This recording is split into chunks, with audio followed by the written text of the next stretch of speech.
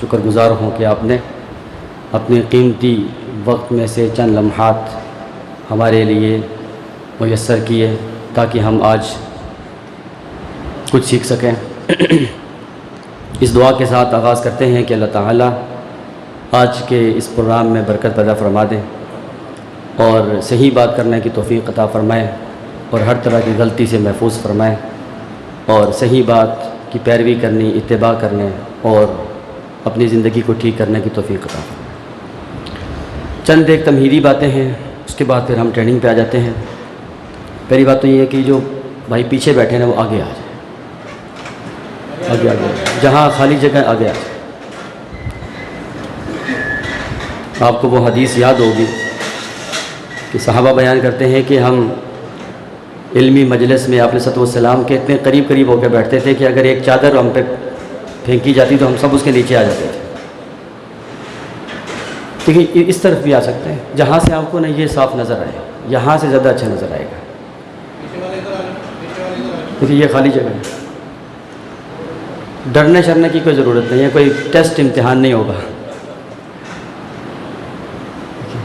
कोई शेख इधर आ जाए, ये देखिए जगह खाली है।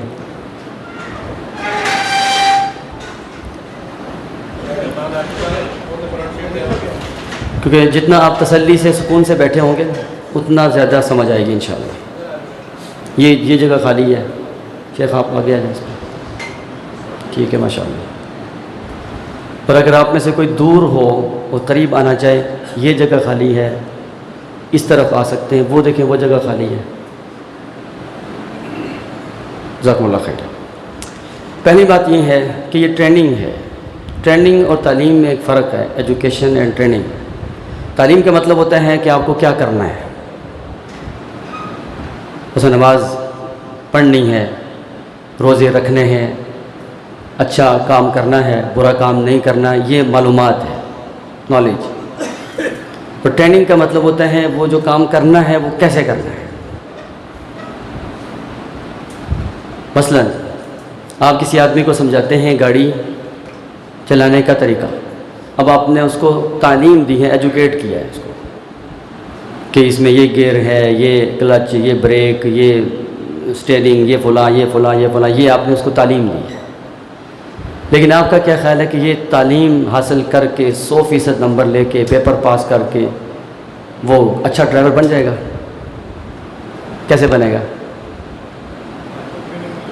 जब तक सीट पे बैठ के गाड़ी चलाएगा नहीं, जब तक जो उसने पढ़ा है कि ये गाड़ी है वो कैसे चलती है, ये वाला कैसे वाला काम नहीं करेगा ना, तब तक वो ड्राइवर नहीं होगा।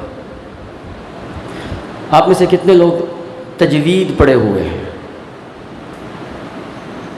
तजवीद माशाल्लाह, कारी साहब हज़रत आप तो माशाल्लाह इस्लामाबाद के में भी नुमायाँ और माशाल्लाह बड़े कारी साहब थे। आज आपकी आवाज़ सुनी बड़े अरसे बाद, माशाल्लाह बड़ा अच्छा लगा।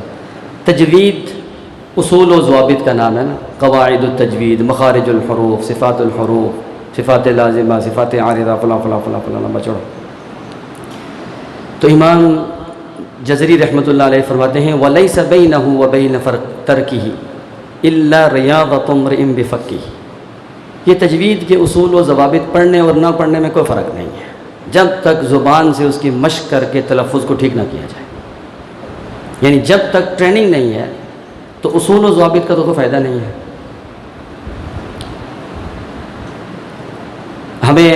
हम अगर सिर्फ़ इस्लामी तालीमात हासिल करें, अमल ना करें, तो कोई फ़र्क नहीं पड़ेगा एक मोमिन और फासिक में। तो यही फ़र्क है ना कि मोमिन बाअमल होता है, वो जो पढ़ा है उसके मुताबिक अमल कर रहा होता है। ये है ट्रेनिंग।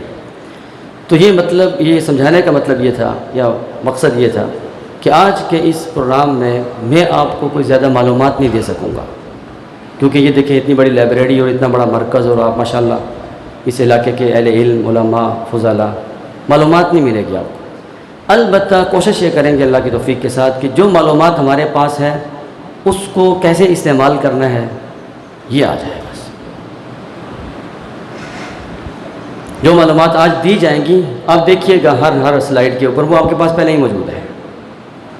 अलबत्ता तरतीब आ जाएगी। तो इस ट्रेनिंग का मकसद तरतीब और तंजीम है, इदारतुल वक्त, तंजीमुल वक्त, टाइम मैनेजमेंट, ये चीज़ें। इसका मतलब ये है कि फिर आज हम बहुत सारी चीज़ें ठीक कर सकते हैं, अपनी ज़ात, अपना इदारा, अपनी क्लासेस, अपनी फैमिली, अपना घर, अपनी ज़िंदगी, यानी ज़ाती, घरेलू, इदारती, सियासी, समाजी, माशरती, दावती, कोई भी आप मैदान फील्ड ले लें वो ठीक हो सकती है अल्लाह की तौफीक से। फिर एक बात ये ज़हन में रखिएगा, आज की ट्रेनिंग से तरतीब सीखने के बाद भी तब्दीली नहीं आएगी। ऐसा ना हो कि आप लोग ये सोच रहे हो कि आज के सेशन के बाद तब्दीली आ जाएगी बहुत बड़ी, क़त्अन तब्दीली नहीं आएगी जब तक 3 काम नहीं करेंगे। वो 3 काम आगे चल के आपको बताएंगे, थोड़ा सा आगे चल के, लेकिन चंद एक ट्रेनिंग के हवाले से कुछ उसूली बातें पहले वो कर लेते हैं। पहली बात तो ये है कि मोबाइल हमारी ज़िंदगी का एक जुज़्व ला यनफ़क बन चुका है, ठीक है, ये लाज़म मलज़ूम हो चुका है ना, ये फ़ायदेमंद चीज़ है। लेकिन जब आप ज़्यादा फ़ायदे वाली कोई चीज़ हासिल करने के लिए बैठे हों, मोबाइल इस्तेमाल करना नुकसानदेह बन जाता है, वही फ़ायदेमंद चीज़ वही नुकसानदेह बन जाती है। तो आज मेहरबानी ये करें कि हम सारे मेरे समेत अपने मोबाइल को साइलेंट लगा लें या बंद कर दें। सबसे पहले मैं देख लेता हूँ अपना मोबाइल क्या बंद है, बंद है।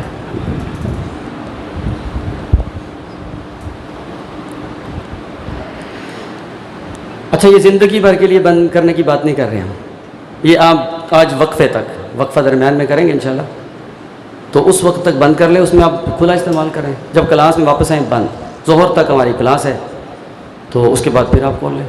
लेकिन क्लास के दौरान मोबाइल का इस्तेमाल कहते हैं ना सख्ती के साथ मना है। अब उस सख्ती का मतलब ये नहीं कि हम कोई अस्तगफिरुल्लाह कोई डांट डपट वाली बात होगी, आप बड़े हैं माशाल्लाह, लेकिन अहले इल्म कहते हैं ना, अहले इल्म और ला यस्तविल लदीना यअलमून वल्लदीना ला यअलमून, शऊर और शोर में ना सिर्फ आइन का ही फ़र्क होता है। शोर और शऊर में कहते हैं वो आइन इल्म वाली होती है, जिनके पास इल्म होता है उनको शऊर होता है, वो बात मान लेते हैं। जिनके पास वो आइन नहीं होती, इल्म नहीं होता, वो शायद इसको सख्ती समझते हैं और नहीं मानते हैं। तो कहते हैं कि या तो उसूल ज़ाब्ते की ज़िंदगी गुजारने की थोड़ी सी तकलीफ़ बर्दाश्त कर लें, अगर ये तकलीफ़ बर्दाश्त नहीं होती फिर पछतावे की बहुत बड़ी तकलीफ़ के लिए तैयार हो जाए। अच्छा ना शेख, या तो उसूल ज़ाब्ते की थोड़ी सी तकलीफ़ बर्दाश्त करने के लिए तैयार हो जाए, आज अपना आप मार लें, छोड़ें। मन तवाज़अ लिल्लाह रफ़अहु अल्लाह। आज हम अपने सारे काम मोबाइल से नहीं करेंगे, छोड़ दें आज, ये तकलीफ़ बर्दाश्त कर लें उसूल ज़ाब्ते की, डिसिप्लिन की, पछतावे की बहुत बड़ी मनु और टनु जितनी तकलीफ़ से बच जाएंगे। तो उसका फिर एक हल है, चूँकि हमारा वो एक आदत बन चुकी होती है ना मोबाइल, आपके हाथ में मोबाइल नहीं होना चाहिए शेख। हाँ, अब्दुर्रहमान अजीज़ साहब के भाई तो नहीं? अच्छा, मोबाइल किसी के हाथ में तो नहीं शेख? बोले नहीं है? हाँ, जज़ाकल्लाह खैर। ब्रेक कितने बजे करेंगे शेख? 7 बजे वैसे क्लास शुरू होनी थी, 7 से ज़ोहर, लेकिन चूँकि पहला सेशन है हमारा टाइम मैनेजमेंट का, और पहले सेशन में लोगों को अंदाज़ा नहीं होता टाइम की पाबंदी या इफ़ादियत का, तो 8 बजे शुरू हुआ अल्हम्दुलिल्लाह। अल्लाह की तौफीक से हम कोशिश करेंगे, आप दुआ करें बरकत पड़ जाए कि ज़ोर तक मुकम्मल भी हो जाए, ठीक है। तो अगर हम 7 बजे शुरू करते हैं तो 9:30 ब्रेक करते हैं। अब 10 बजे, 10 बजे से कितने बजे तक? 10 से 10:25 मिनट की ब्रेक होती है, ठीक है, काफ़ी है। आप लोगों के वज़ू कर लें, चाय वाय पी लें, घूम फिर लें, मोबाइल देख लें। वैसे एक हो सकता है आज सिग्नल भी बंद हो जाए ना,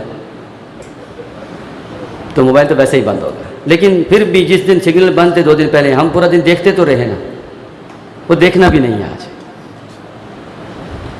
तो ये आपसे हमें तावन चाहिए, और मुझे ये खुशी होती है उलमाए किराम की ट्रेनिंग में आने के बाद के वो बात मान जाते हैं और वो इस्तेमाल नहीं करते, तलबा भी मान जाते हैं। वो कल जो यूनिवर्सिटी में बहुत खपना पड़ता है, एक बात तो ये। दूसरी बात ये है उसूली, आज की ट्रेनिंग से ज़्यादा फ़ायदा हासिल करने की, अगर आप कोई बात लिखना चाहेंगे तो ये अच्छी बात है, अगर आप नहीं लिखेंगे तो ये क्या ही अच्छी बात है। अगर आप लिखेंगे, मेरा 15 साल ट्रेनिंग का तजर्बा ये है, आप कम सीखेंगे, अगर आप नहीं लिखेंगे आप ज़्यादा सीखेंगे। आप बताइए, हमारे जो हवास है, सुनना, बोलना, देखना और समझना, सबसे तेज़ हिस्स कौन सी है सीखने वाली है? सही बोला आपने, सिमा। आप देखने से इतना नहीं सीखते जितना सुनने से सीखते हैं। उसकी बहुत बड़ी दलील बताया क्या? हम अपने घर के जो बच्चे होते हैं उनको कभी भी वाइट बोर्ड लगाकर, प्रोजेक्टर लगाकर, क्लासें लगाकर कुछ नहीं सिखाते, लेकिन वो हमारे घर की ज़ुबान सुन सुन के सीख जाते हैं। आप जितना ज़्यादा सुनते हैं उतना ज़्यादा सीखते हैं। खज़र अलैहिस्सलाम ने मूसा अलैहिस्सलाम पर पाबंदी सुनने की लगाई थी, आपने सुनना है बस, बोलना नहीं है। तो आप देखें वो क्लास जारी ना रह सकी, हादा फ़िराक़ु बैनी व बैनिक। उसकी वजह ये थी कि वो आप अलैहिस्सलाम ने फरमाया काश मूसा सब्र कर लेते और बहुत सारी बातें पता चल जाती। तो शऊरी तौर पर नफ्सियात के माहिरीन कहते हैं कि शऊरी तौर पर आप एक वक्त में एक से ज़्यादा काम कर सकते ही नहीं, लाशऊर में कर सकते। अल्लाह ताला ने लाशऊर इंसान को बहुत बड़ी ताकत दी है। आप गाड़ी चलाते हुए भी बहुत सारी बातें सोच सकते हैं। हम तजवीद और कुरान की तिलावत करते हुए भी बहुत सारे उसूल व ज़ाबित अप्लाई कर रहे होते हैं।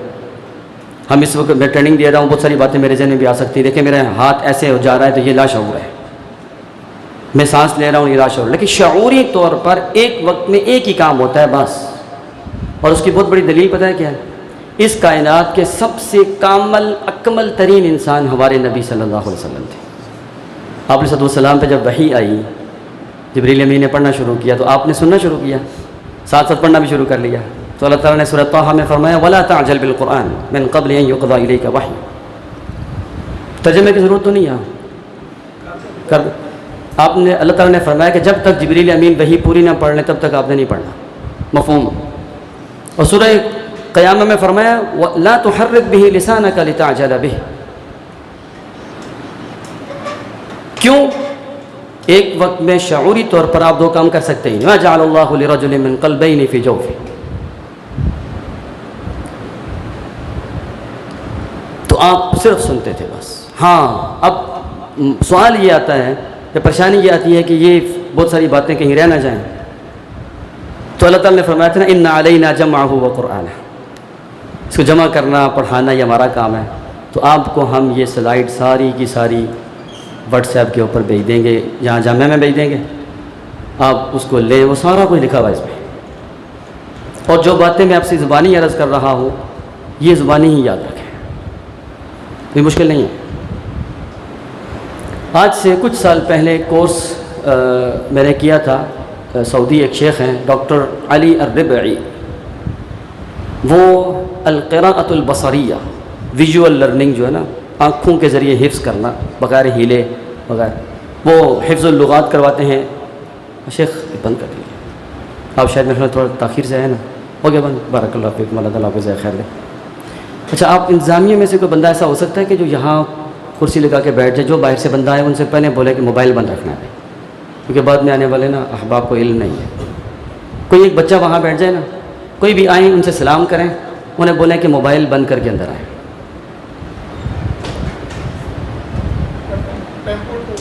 हाँ, वो देखो बात दरम्यान में रह गई। और आज हम सीख रहे हैं ट्रेनिंग, तरतीब में ये चीज़ें हैं कि बंदा बड़ा मुनज़्ज़म हो गई, उसकी वजह से किसी को तकलीफ़ ना हो। आप अलैहिस्सलाम ने तो वो बग़ैर गुस्ल किए मस्जिद में आने से रोक दिया था कि कहीं किसी को बदबू तंग ना करे, और प्याज लहसुन खा के आने से, ताकि मस्जिद में कोई तकलीफ़ ना पाए। और मोबाइल तो आजकल बहुत बड़ी तकलीफ़ है भाई। और ये पहला सेशन है, इसमें उलझेंगे तो आगे सुलझेंगे ना तो इसलिए कोई टेंशन वाली बात नहीं है, लेकिन इंशाल्लाह बेहतर हो जाएगा। तो कहाँ पहुँचे थे शेख, बात रह गई।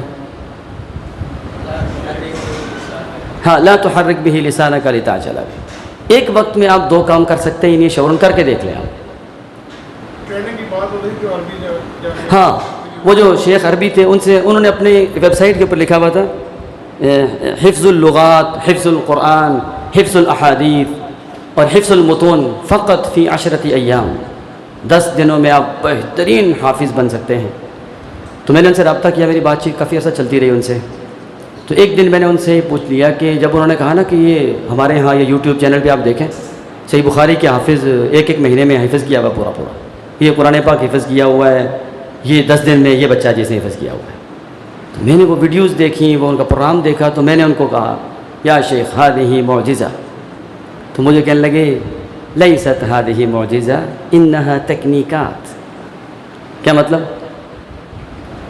ये टेक्निक्स हैं, मौजज़ा नबियों के साथ होता है, ये टेक्निक्स हैं। आप मैंने कहा क्या टेक्निक्स हैं ये?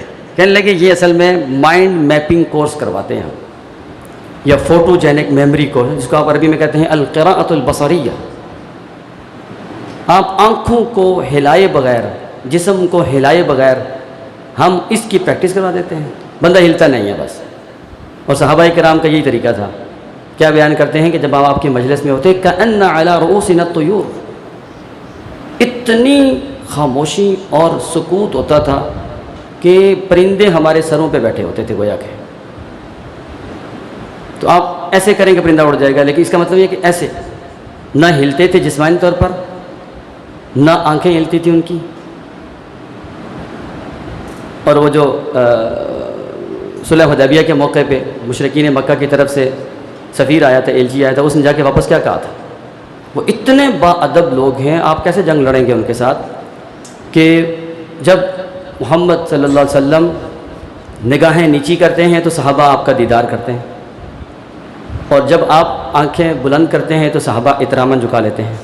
बस इतना ही, इतनी ही हरकत है बस। तो वो शेख ने मुझे कहा कि आपने जब अपने जिस्म को हिलाना छोड़ दिया, आँखों को हिलाना छोड़ दिया और सर को हिलाना छोड़ दिया, तो आप अब फोकस्ड हो गए ना, फोकस्ड। अब आपकी जो तवज्जो है ना कमाल की हो गई है। फिर यूट्यूब उनके किसी को चाहिए हुआ तो मैं लिंक भेज दूँगा आपको, या यूट्यूब पे लिखें दौरतु इन्आशिल अक़ल, दौरतु इन्आशिल अक़ल, तो सारी वीडियोज़ उनकी हैं। वो फिर आँखों की प्रैक्टिस का तरीका बताते हैं पूरा। तो आपको जो बात बतानी थी वही थी कि जब आप बिल्कुल खामोशी के साथ, तवज्जो के साथ, बग़ैर हिले बैठे होते हैं तो आप ज़्यादा सीखते हैं। और इसका तजर्बा कि हम तो हाफिज़ हैं, वो 16 लाइनों वाला कुरान और हिल के, जब तक हिले ना वो मंजिल याद ही नहीं होती। तो एक दफ़ा मक्का एक मस्जिद में मैं बैठा था, तो एक शेख मेरे पास बैठे थे, तो मैं पढ़ रहा था कुरान, तो मुझे कहने लगे लौ अक़ूलु लका शैअन इल्लम तग़ज़ब, अगर आप बुरा ना मनाएं तो मैं आपको एक बात बताऊं। क्या बताइए? ये कहने लगे लिमाज़ा ततहर्रकु हाकज़ा व हाकज़ा फ़ी तिलावा हाकज़ा व हाकज़ा, लिमाज़ा ततहर्रक, यानी आप कुरान पढ़ते हुए ऐसे हिलते क्यों हैं? तो मैंने उसे कहा इसमें क्या है? कहने लगे अन नबी सल्लल्लाहु अलैहि वसल्लम व अस्हाबहु मा कानू यतहर्रकून फ़ी तिलावा। मुझे समझ मक्का मदीना में कुरान नाज़िल हुआ था, यहाँ के लोग अभी भी उसी तरह हिफ़्ज़ करते होंगे ऐसे शेख। हमारे यहाँ तो बच्चा हिल ना रहा हो, कारी साहब ऊंची भाषा कहते हैं आप हिल नहीं रहे, ठीक है हिलने से भी याद होता है, लेकिन अगर आप वो प्रैक्टिस कर लें जो डॉक्टर अली अर्रिबी करवाते हैं, उन्होंने मुहद्दिसीन की पूरी दास्तान सुनाई हमें, और आप ये सीयर व आलाम नुबला उठाएं, तहज़ीबुल कमाल उठाएं, तकरीब उठाएं, तकरीब तो मुख्तसर है, ये बड़ी किताबें उठाएं जिसमें रिजाल की पूरी दास्तान है, आप पढ़ें कैसे हिफ्ज़ुल अहादीथ का क्या तरीका था। तो हमने, हमारे पास वक्त कम है, हमने को किताब नहीं पढ़नी आज, चंद स्लाइड्स, हमने तरतीब सीखनी है कि आप फास्ट लर्नर कैसे बनेंगे, बहुत तेज हाफिज कैसे बनेंगे भाई।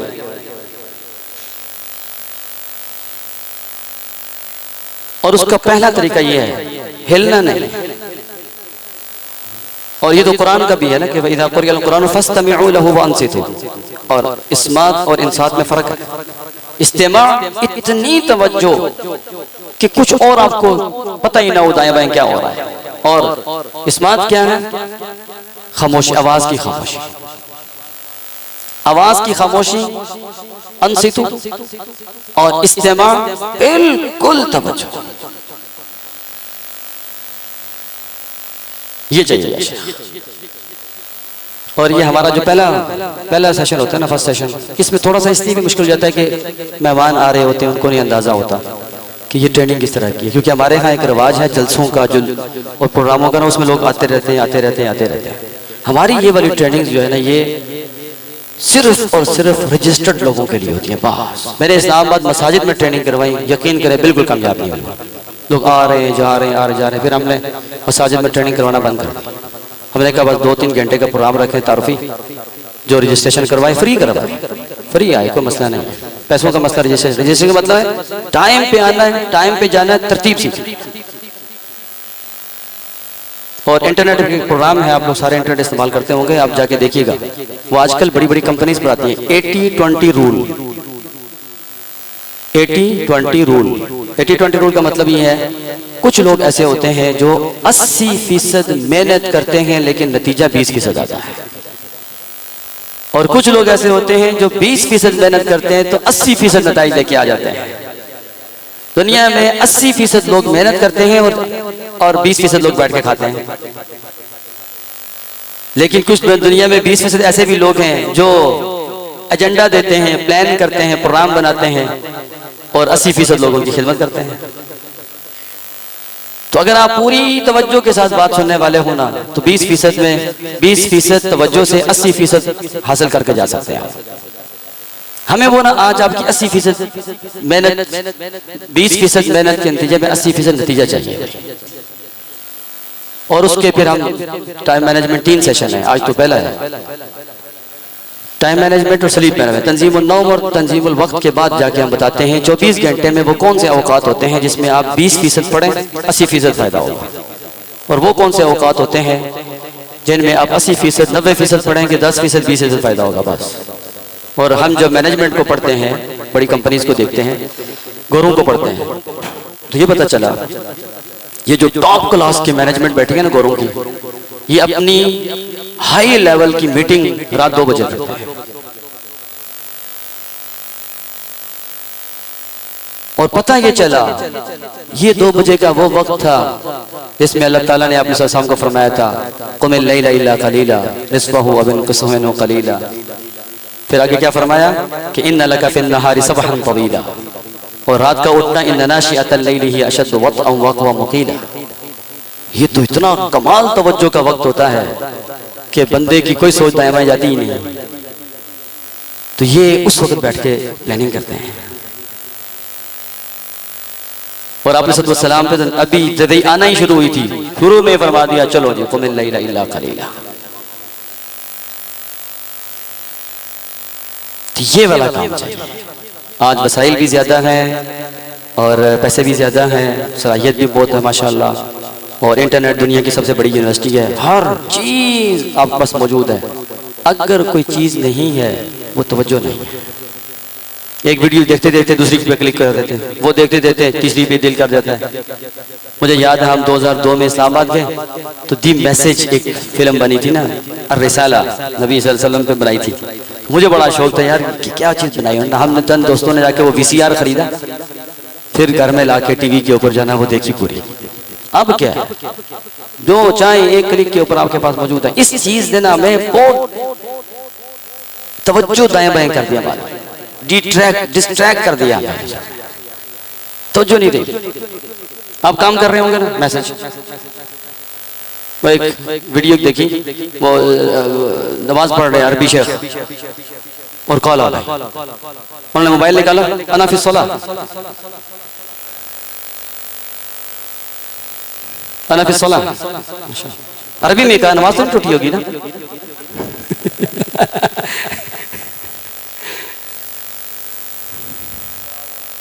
ये शेख, जो बड़े लोग होते हैं ना उनमें और जो दुनिया में मुसीबतों में पड़े होते हैं, इनमें ना टाइम का फर्क होता है, ना पैसों का फर्क होता है, ना ही कोई सलाहियतों का फर्क होता है। हिटलर के बारे में आता है कि उसने बहुत बड़ा कोई मार्ग का सरंजाम देना होता तो वो अपने सबसे नकम्मे बंदे को टारगेट देता था, क्योंकि नकम्मा बंदा ना हल निकाल लाता है किसी तरफ से, क्योंकि उसको पता होता है हल ना निकाला तो जान गई। तो फर्क पता है किस चीज का है, तवज्जो का है, इस्तिकामत, तवज्जो और थोड़े वक्त में ज्यादा काम करना। तो आज का वक्त हमारे पास बहुत थोड़ा है। वैसे उम्मत मुस्लिमा के पास वक्त भी बहुत थोड़ा है। आपने फरमाया था कि 60 से 70 साल में ज़्यादा लोग फौत हो जाएंगे, कम ही लोग तजावुज़ करेंगे। तो हमारे ऊपर जिम्मेदारी बड़ी है, कुंतुम खैर उम्मतिन उखरिजत लिन्नास, पूरी इंसानियत की जिम्मेदारी है।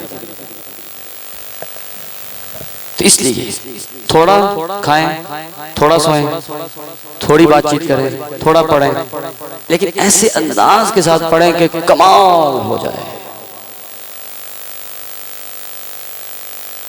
अब ना हार्ड वर्किंग का दौर नहीं है, बहुत ज्यादा पढ़ो, अब स्मार्ट वर्किंग का दौर है। थोड़ा पढ़ो लेकिन ऐसे अंदाज से पढ़ो कि नताइज जबरदस्त आए। तो वो चीज सीखनी है हमने इंशाअल्लाह अल्लाह की तौफीक के साथ आज कि क्या तरीका होता है। लोग कहते हैं, हमसे रब्ता करते रहते हैं यूनिवर्सिटी के वाले से, तो ये पीएचडी कितनी मुश्किल है? क्या कुछ मुश्किल नहीं, ये बायात का खेल है।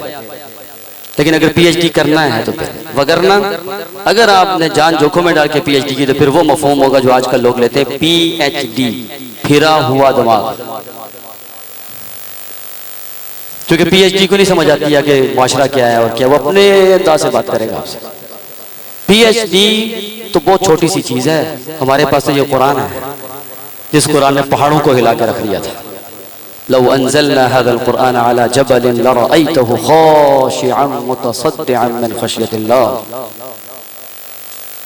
और ये सच्चा वाक़या है। यूके में एक ईसाई पादरी मौलवी साहब के पास आया और आके कहने लगा, हमारी जो चर्चिज है ना वो तो सदियों पुरानी है, लेकिन आपकी हर मस्जिद के बाहर चंदा बराए तामीर मस्जिद लगा होता है, इसकी क्या वजह है? मौलवी साहब बहुत तेज थे, उन्होंने कहा असल में इनमें पढ़ा जाता है कुरान। कुरान पहाड़ों पे पढ़ा जाता तो वो भी रेजा रेजा हो जाते, ये ठहरती ही नहीं अपनी जगह पे। इसलिए तामीर बराए मस्जिद हर वक्त बोर्ड लगा हुआ होता है। तो ये हम तो कुरान पढ़ने वाली कौम है भाई, हमारे लिए ये दुनियावी तालीम क्या चीज है? लेकिन कुरान पढ़ने वाले लोगों की सीरत पढ़े, क्या कमाल के लोग होते थे। तो आज हम कोशिश करते हैं ज्यादा बातों के बजाय ज्यादा तरतीब सीखें। बातें ज्यादा का फायदा कोई नहीं और ज्यादा मालूमात का भी कोई फायदा नहीं। मैं इस्लामाबाद में कुछ साल से जुम्मा पढ़ाता हूँ, सिर्फ फायदे के लिए बता रहा हूँ, ये तरतीब के हवाले से। पौना घंटा के करीब जुमा होता था, मुझसे पहले मैंने आधा घंटा किया, फिर सीरत पढ़ी, देखा, उलमा से मशवरा किया, उन्होंने कहा भाई खुतबा छोटा होना चाहिए। एक आर्टिकल लंबे चौड़े अरबों ने लिखे, वो पढ़े, तो जुमे का खुतबा कर दिया सिर्फ और सिर्फ 10 मिनट, बस अरबी उर्दू मिला के 15 मिनट। आप यकीन करें इतना फायदा मुझे हुआ, क्योंकि बहुत सारी चीजें देखने के बाद जाके इतना मुख्तसर करना पड़ता था और लोगों को फायदा हुआ। थोड़ी सी बात होती है, अमल करना आसान है, समझना आसान है, लोगों के सवाल जवाब से अंदाजा हो गया, लोग खुश हो गए, मस्जिद भर गई। लोगों ने कहा भाई वक्त ज़ाया नहीं होता। और हमने अपने जुमे के खत्म होने का टाइम कहीं भी नहीं लिखा हुआ, शुरू होने का टाइम 12:55, बस 1:10 पे खत्म कर दें, 15 पे कर दें, 5 पे कर दें, कोई इतराज नहीं। तो क्या हुआ, काम छोटा कर दें,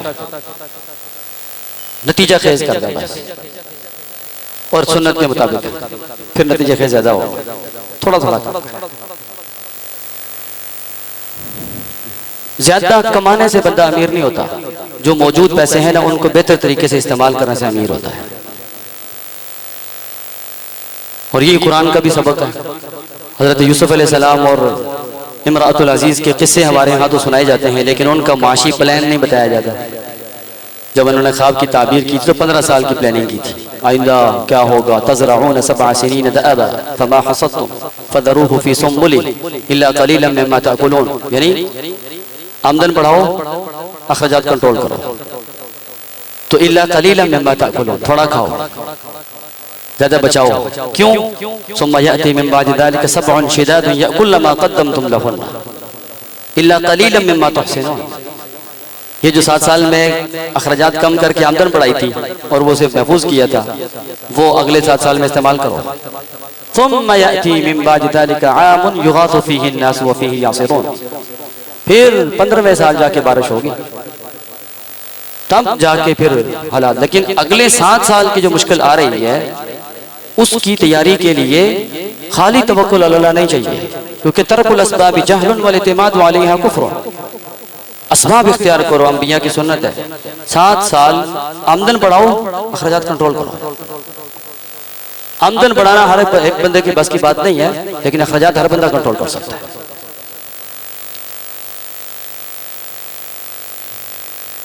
अखराजात कंट्रोल करने का मतलब ये होता है मुख्तसर हो जाइए।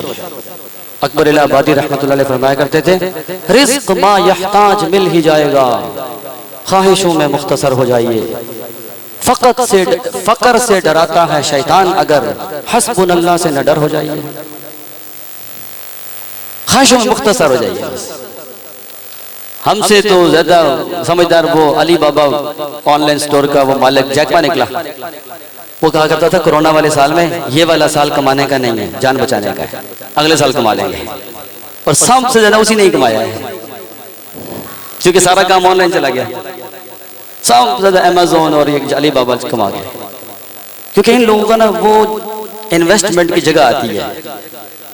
आजकल के वक्त में क्या किया जाएगा, हम छोटा मोटा बिजनेस ट्रेनिंग भी देते हैं UBM के नाम से, उबूदिया बिजनेस मॉडल, कि आप अपने कामों को बिजनेस बनाएं, बिजनेस को इबादत बनाएं। तो उसमें एक चीज पढ़ते हैं, वो नुक्ता ये है आज की इस ट्रेनिंग के हवाले से, इस वक्त मुआशी हालात पाकिस्तान के और पूरी दुनिया के बहुत ज्यादा परेशान है, और यही वक्त है इन्वेस्टमेंट का। जिस वक्त महंगाई बढ़ जाती है, कुव्वत खरीद कम हो जाती है, सरमायाकारी और इन्वेस्टमेंट का सही टाइम यही होता है, क्योंकि चीजें नीचे आई हुई हैं।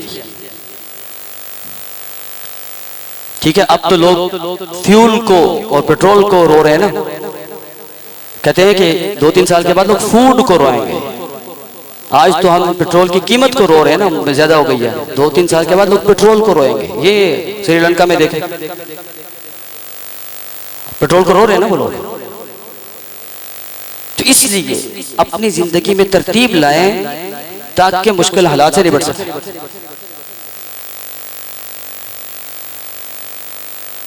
और उसके लिए 2 चीजें चाहिए जो शुरू में आयत पड़ी थी, सब्र और यकीन। यकीन इस बात का हम आखिरी उम्मत हैं, नबी सल्लल्लाहु अलैहि वसल्लम की उम्मत है, हमने दुनिया में तबाह नहीं होना, हमारे लिए आपकी दुआ है। हमने इन आलमी ताकतों को तबाह करना है इंशाअल्लाह, लेकिन उसके लिए हमें वो बनना पड़ेगा जो कौम तबाह करेगी ना। आपने फरमाया था ऐसी जंगें आएंगी कि किसी बंदे के अगर 100 बच्चे हैं तो एक बचेगा, 99 बच्चे कत्ल, यानी 1% इंसानियत रह जाएगी। वो एक बंदा है ना जिसने दज्जाल को मारना है, वो बनना है भाई। लेकिन उसके लिए 2 चीजें चाहिए, सब्र और यकीन। वजअलना मिनहुम अइम्मतन यहदूना बिअमरिना लम्मा सबरू व कानू बिआयातिना यूक़िनून। तो इब्न तैमिया रहमतुल्लाह अलैह फरमाते हैं, सब्र और यकीन की वजह से, इस आयत की रोशनी में फरमाते हैं, बनी इसराइल में इमामत नबुव्वत मिलती थी और इस उम्मत में इमामत और लीडरशिप मिलेगी। आप चाहते हैं मैं बड़ा बन जाऊं, मजबूत हो जाऊं हर एतबार से, सब्र और यकीन है। यकीन इस बात का कामयाबी पक्की है, हालात बिल्कुल मुवाफिक नहीं है, कोई मसला नहीं, कामयाबी पक्की अला वजहिल बसीरा, किताब व सुन्नत की रोशनी में और तरतीब की रोशनी में कामयाबी पक्की है। लेकिन आएगी कब? सब्र,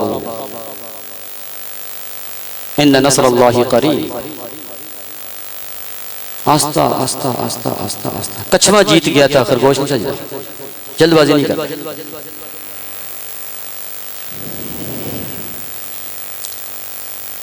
तो हम इन ट्रेनिंग्स के जरिए ठहराव पैदा करते हैं बंदे में, ठहराव आ जाए, फिर आप बड़े बड़े काम कर सकते हैं। शोर नहीं मचाना, एडवर्टीजमेंट नहीं करनी, मार्केटिंग, ओ लंबे चौड़े चीजें, इन चीजों में पड़ा ही ना।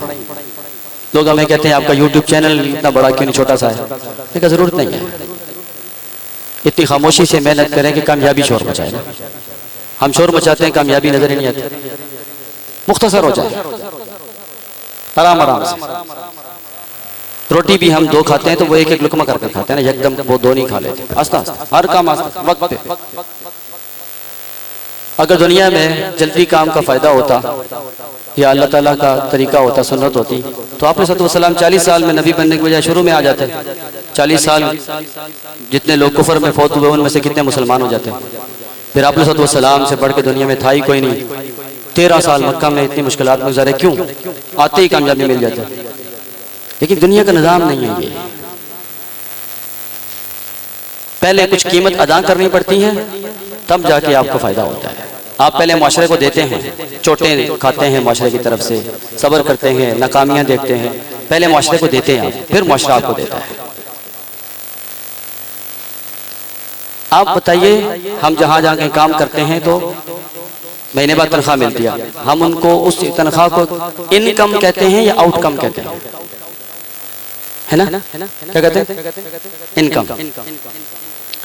इनकम नहीं होती ये, इनकम होती है वो जो आप डालते हैं। ये जो पैसे आते हैं ये आउटकम होती है। इनकम का मतलब होता है जो मैंने किया, हालांकि वो तो उधर से आया है, वो आउटकम है। आप इनकम करते हैं, तनख्वाह आउटकम होती है। आप नमाज पढ़ते हैं, ये इनकम है, सवाब आउटकम है। आप मेहनत करते हैं, ये इनकम और इनपुट और उसका अजर, उसका फायदा, उसका रिजल्ट, ये आउटकम है। इसीलिए दुनिया में ये कहा जाता है कि अगर आपने बहुत बड़े बड़े काम करने ना, तो इनकम की कोशिश किया करें। इनकम के ऊपर आपकी मेहनत होनी चाहिए, आउटकम पे नहीं होनी चाहिए। वो तो फितरती है, वो आएगी उतनी जितनी आपने इनपुट डाली होगी और इनकम डाली होगी, जितनी मेहनत की होगी। तो अरबी में कहते हैं ना, ला तत्लुब मिनल जज़ाई इल्ला बिक़दरि मा सनअत। इतने ही नताइज की उम्मीद रखा करें जितनी मेहनत की है। तो हम कहते हैं कि बहुत ज्यादा मेहनत करने का रवाज हमारे यहाँ पाया जाता है, दुरुस्त नहीं है। हजरत अब्दुल्लाह इब्न अमर बिन आस रजी अल्लाह अन्हु बहुत मेहनती थे, बहुत ज्यादा कुरान पढ़ने वाले, हत्ता कि 3 दिन तक आपने सलाम को ले आए थे। 3 दिन में आपने फरमाया था नहीं भाई, इससे काम नहीं जाना। आपने फरमाया तो हो सकता है आपकी उम्र बड़ी हो जाए, बड़ी हुई, फिर बाद में पछताते भी होते थे। ज्यादा मेहनत नहीं चाहिए। ज्यादा मेहनत के ऊपर अगर कामयाबी होती तो फिर आयत यूं होती कि अल्लज़ी खलक़ल मौत वल हयात लियब्लुवकुम अय्युकुम अक्सरु अमला। नहीं चाहिए ज्यादा मेहनत, बल्कि अहसनु अमला। ऐसे अंदाज से मेहनत चाहिए कि अमल बहुत कमाल का बन जाए। तो हम इन ट्रेनिंग में मुख्तसर हो जाएं, थोड़ी मेहनत करें और थोड़ा खाएं, थोड़ा सोएं, थोड़ी बातचीत करें, सारे काम थोड़े थोड़े करें, लेकिन करें इस अंदाज के साथ कि नतीजा बहुत जबरदस्त है। मुझे एक साहब ने कॉल की, वो कहने लगे कि मेरा बेटा हाफिज कुरान है, सही बुखारी का हाफिज है, काफ़ी सारी चीज़ें पढ़ता है, फजर से क्लास शुरू होती है, जोर तक जाती है, जोर से फिर असर के बाद वो मेहनत करता है, फिर असर के बाद बच्चे कहीं खेलने जाते हैं, वो बैठ के फिर पढ़ रहा होता है, फिर मगरिब के बाद भी, फिर इशा के बाद भी। तो उनके बताने का मकसद ये था कि बहुत मेहनत कर रहा है। मैंने कहा देखें ये काम नहीं करता। इन्ना लिजसदिका अलैका हक़ व इन्ना लिअयनिका अलैका हक़। इस उम्र में वो ये सारे काम कर लेगा, लेकिन बाद में क्या करेगा? उसको खेलना चाहिए, क्योंकि हदीस के मुताबिक तो अल-मुमिनुल क़विय्यु ख़ैरुन व अहब्बु इलल्लाहि मिनल मुमिनिद दईफ़। हम इस सारी चीज को छोड़कर हदीस के इस टुकड़े पे अमल करते हैं, वफ़ी कुल्लिन खैर, है ना शेख? वफ़ी कुल्लिन खैर। तो आप अलैहिस्सलाम का दिन रात, नींद, खाना पीना, काम, एक्टिविटीज, इतना एतदाल पे था या शेख। इब्न क़य्यम रहमतुल्लाह अलैह ने ज़ादुल मआद में बहुत तफसील लिखी है, इंतहाई एतदाल।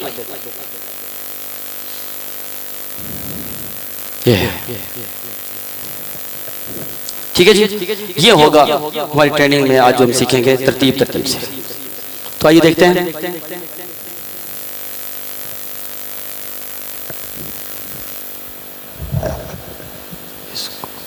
थोड़ा सा करें, ये कर दें।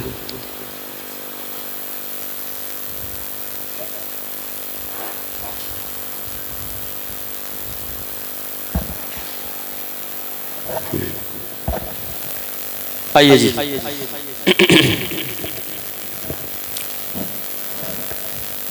आप सबको नजर आ रहा है?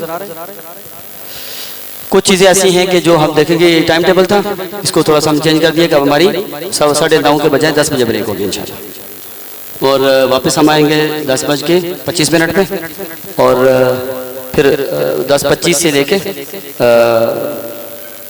अजान तक। चलो ठीक है।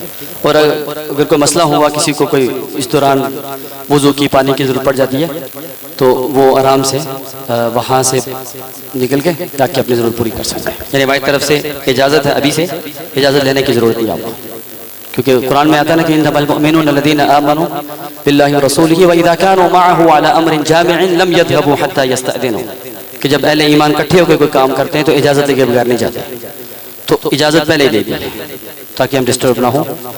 अगर किसी को पानी की ज़रूरत पड़ती है जाए। लेकिन वैसे आज अगर हम पानी पीने और इन चीज़ों में एहतियात कर लेना, बहुत सारा कुछ सीख सकते हैं। हो सकता है आपके गए हुए कोई ऐसी बात हो जिसने ही आपको बदलना था। अगर कबूल है कबूल है कबूल है के टाइम दूल्हा मजलिस में मौजूद ना हो तो क्या बनता है? इतना संजीदा लेंगे आज के सेशन को, तो फिर क्या है मोती भाई? ठीक है। तो बात यहाँ से शुरू करते हैं कि अल्लाह ताला ने हमारे पास ना 3 नेमतें बड़ी ज़बरदस्त रखी हैं। अल-वक़्तु अग़ला मिनल याक़ूति वज़्ज़हब। 3 नेमतें ये हैं। वैसे हम लोग को साफ नजर आ रहा है? आ रहा है जी? 3 नेमतें कौन सी हैं? सेहत, अल-वक़्त, दौलत। इस चीज को जरा समझिएगा, अंडरस्टैंड कीजिएगा। 3 नेमतें ऐसी हैं जो अल्लाह ताला का बहुत बड़ा करम है किसी बंदे के ऊपर। सेहत, वक्त, दौलत। लेकिन एक मसला है, ये तीनों नेमतें इकट्ठी एट अ टाइम किसी कम ही लोगों के पास होती हैं।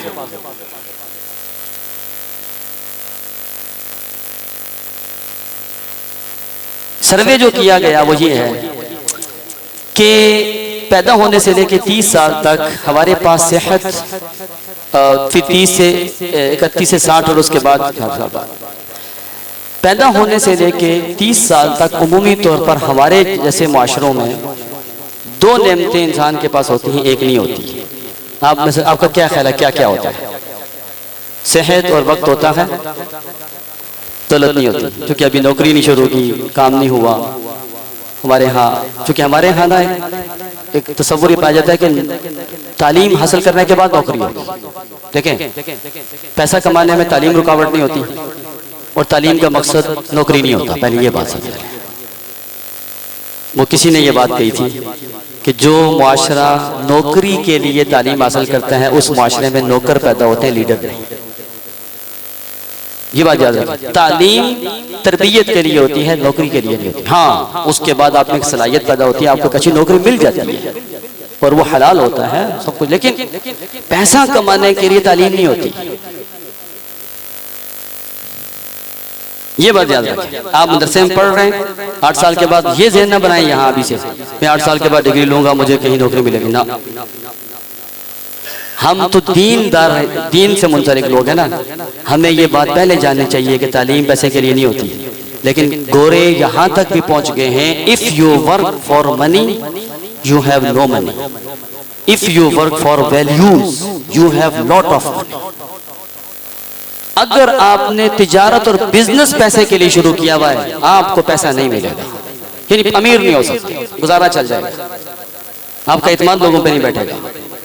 अगर आपने वैल्यूज पे काम किया है ना, अक़दार पे काम किया है, मैं अच्छी चीज प्रोवाइड करूंगा, मैं 2 नंबरी नहीं करूंगा, माशरे में काम करूंगा, ये करूंगा वो करूंगा, फलां करूंगा फलां करूंगा, उसकी वजह से आप इत्मीनान जीतेंगे। इत्मीनान जीतेंगे तो लोग आपके कस्टमर होंगे। ये देखिए, ये एक सर्वे है। 31 से लेकर 60 साल तक उमूमी तौर पे 2 नेमतें होती हैं, तीसरी नहीं होती। कौन सी? सेहत और दौलत होती है। दौलत कहाँ से आ गई? नौकरी शुरू हो गई, काम शुरू हो गया, मेहनत शुरू हो गई। लेकिन वक्त कहाँ चला गया? कौन बताएगा?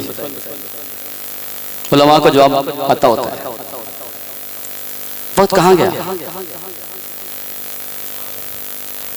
जबरदस्त। नौकरी में जो वक्त आपके पास होता था वो आप पैसे कमाने में लगा दिया।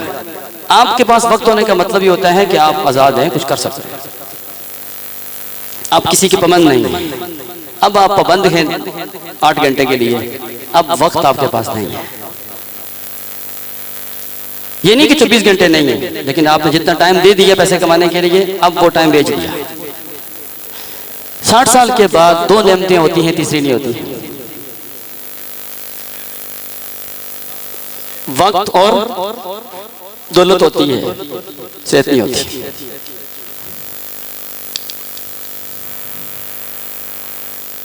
अब बताइए सेहत कहां गई? पैसा कमाने में ज़ाया होगी,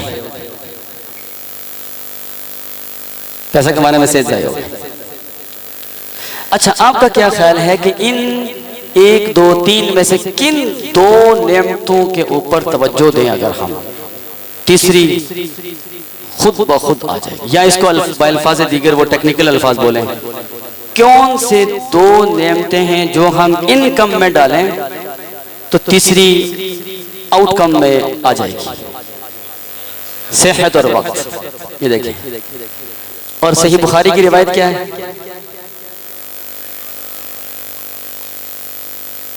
अब समझ लगी इस रिवायत की।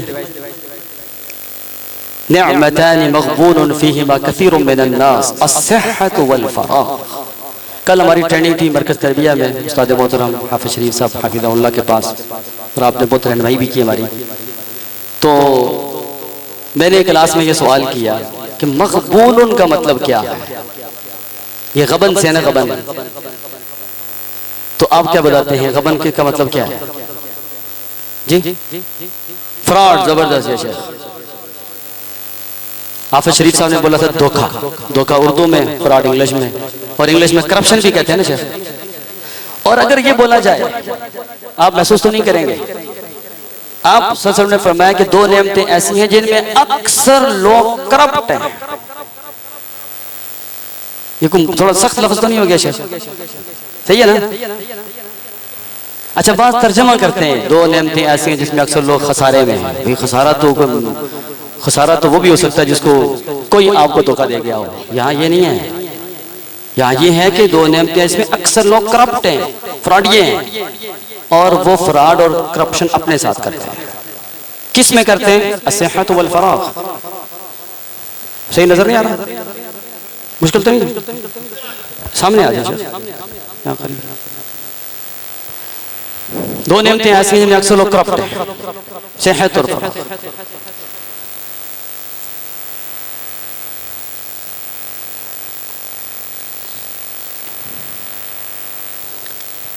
तो आप हर आदमी अपने बारे में, बलिल इंसानु अला नफ्सिही बसीरा वलौ अलक़ा मआदीरा, हर बंदा अपने बारे में जानता है मैं इन नेमतों में किस दर्जे पे हूँ। हम 3 दर्जे बताते हैं, ट्रेनिंग में आगे आते भी रहेंगे आस्ता आस्ता। 3 दर्जे होते हैं काम के। दर्जा अदल, अदल मतलब जैसे काम करना चाहिए वैसे किया, जो काम का तकाजा था पूरा किया, जो काम की डिमांड और नीड थी पूरी कर दिया आपने। अन तुहिब्ब लि अखीका मा तुहिब्बु लिनफ्सिक। और अगर काम के तकाजे पूरे नहीं किए तो ज़ुल्म, वज़अ शैइ फ़ी गैरि महल्लि। और काम के तकाज़ों से बेहतर काम कर दिया तो इहसान। अब आप बताइए, इस हदीस के मुताबिक मैं और आप, हमारा मुआशरा आदिल है, जालिम है या मुहसिन है?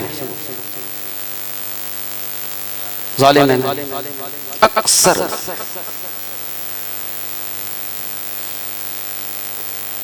कहते हैं बड़े लोग, आप किसी आदमी के मुस्तकबल को, फ्यूचर को तब्दील नहीं कर सकते कि ये एक नाकाम बंदा कामयाब हो जाए, नहीं कर सकते आप, ये आप नहीं कर सकते। लेकिन एक काम कर सकते हैं, नाकामी और कामयाबी का ताल्लुक आपके आदत से होता है। आज अच्छी आदतें हैं तो कल अच्छे होंगे, आज बुरी आदतें हैं कल बुरे होंगे। तो आदत को तब्दील किया जा सकता है।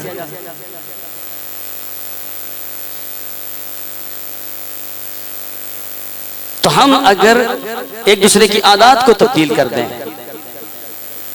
इसका मतलब यह है कि मुस्तकबल बेहतर हो सकता है। और यहाँ पे हमारी आदत बनी हुई है यानी हम इस वक्त जालिम हैं मिन हैथुल कौम। अच्छा, अगर ये देखना हो ना कि क्यों जालिम है, कैसे पता चलता है ये जालिम है या आदिल है या मुहसिन है, तो ये एक लंबी तफसीली बात है। हम एक ट्रेनिंग, इसके बाद ट्रेनिंग है विजन, अल-रुया अल-मुस्तक़बलिया अल-अमलिया। आप अगले 15, 20 साल, 100 साल तक क्या करेंगे, क्या करना चाहते हैं, आपका इदारा कहाँ पहुँचा होगा। हमें तो अपने कल का नहीं पता। प्लानिंग या प्लान ऐसा बनाओ कि इदारे न मरें, शख्सियात बेशक बहुत हो जाए। शख्सियात की उम्र होती है, लोगों की उम्र होती है, इदारों की उम्र नहीं होती। ये कहाँ तक चलते हैं, सदका जारिया बन जाते हैं। तो उसके लिए करें क्या, उसके लिए निज़ाम बनाएं पूरे का पूरा।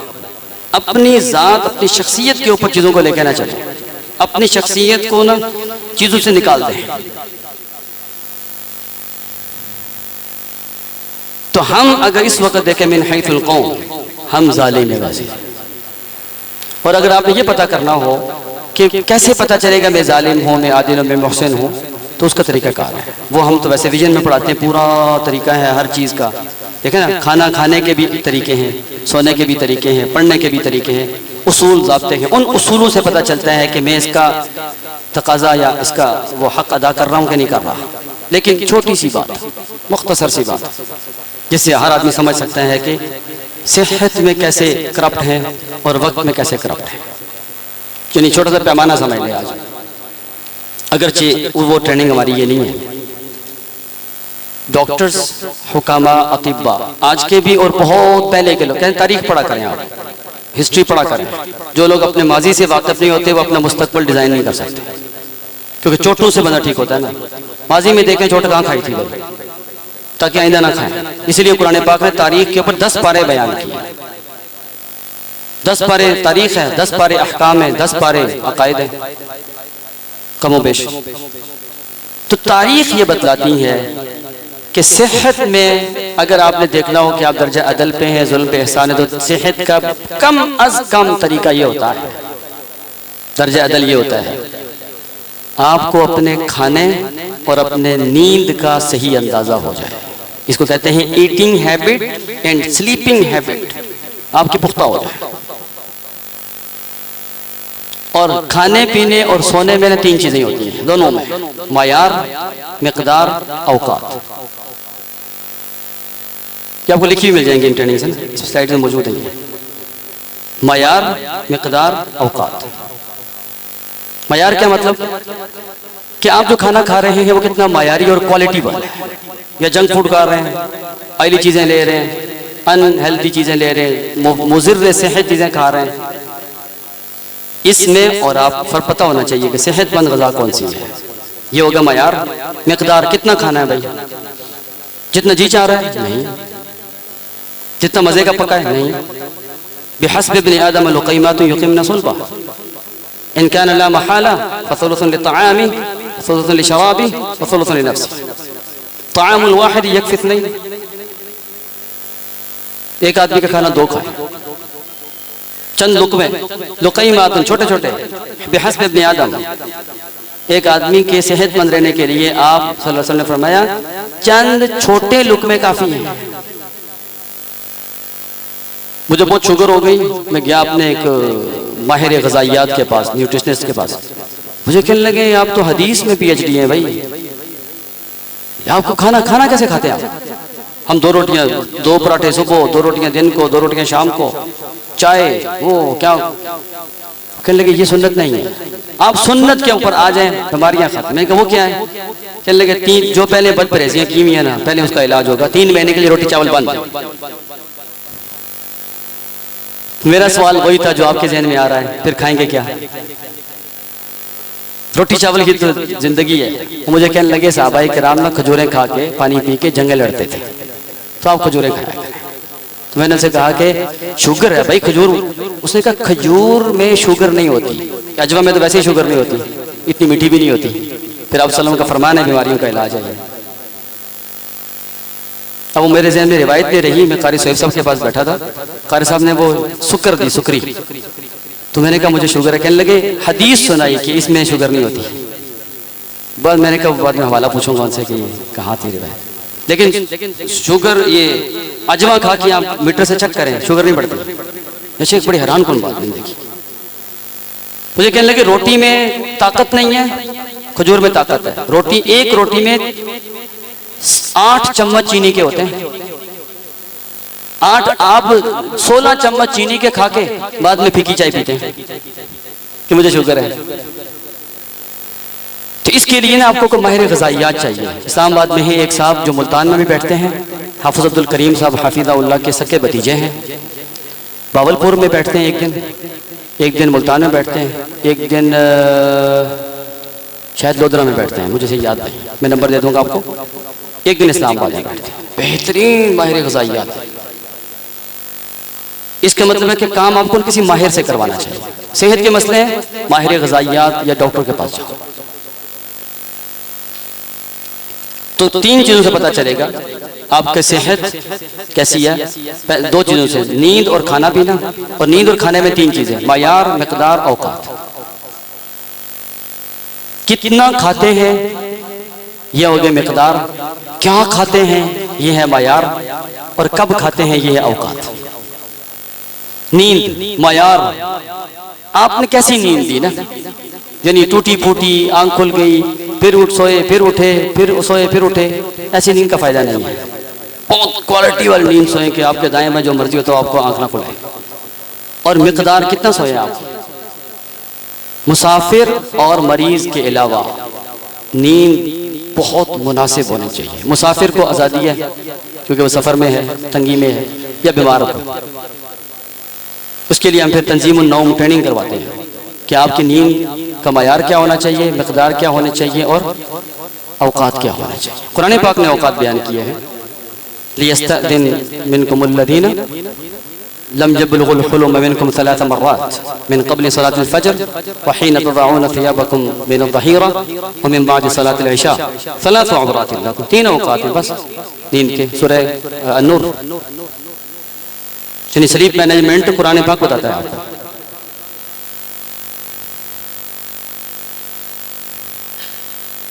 जिस तरह नमाज पढ़नी सीखनी चाहिए वैसे सोना भी सीखना चाहिए। इब्न क़य्यम को पढ़ें, इब्न क़य्यम इस चीज़ के मास्टर हैं, रूहानियत के वो बाबा जी हैं रूहानियत के।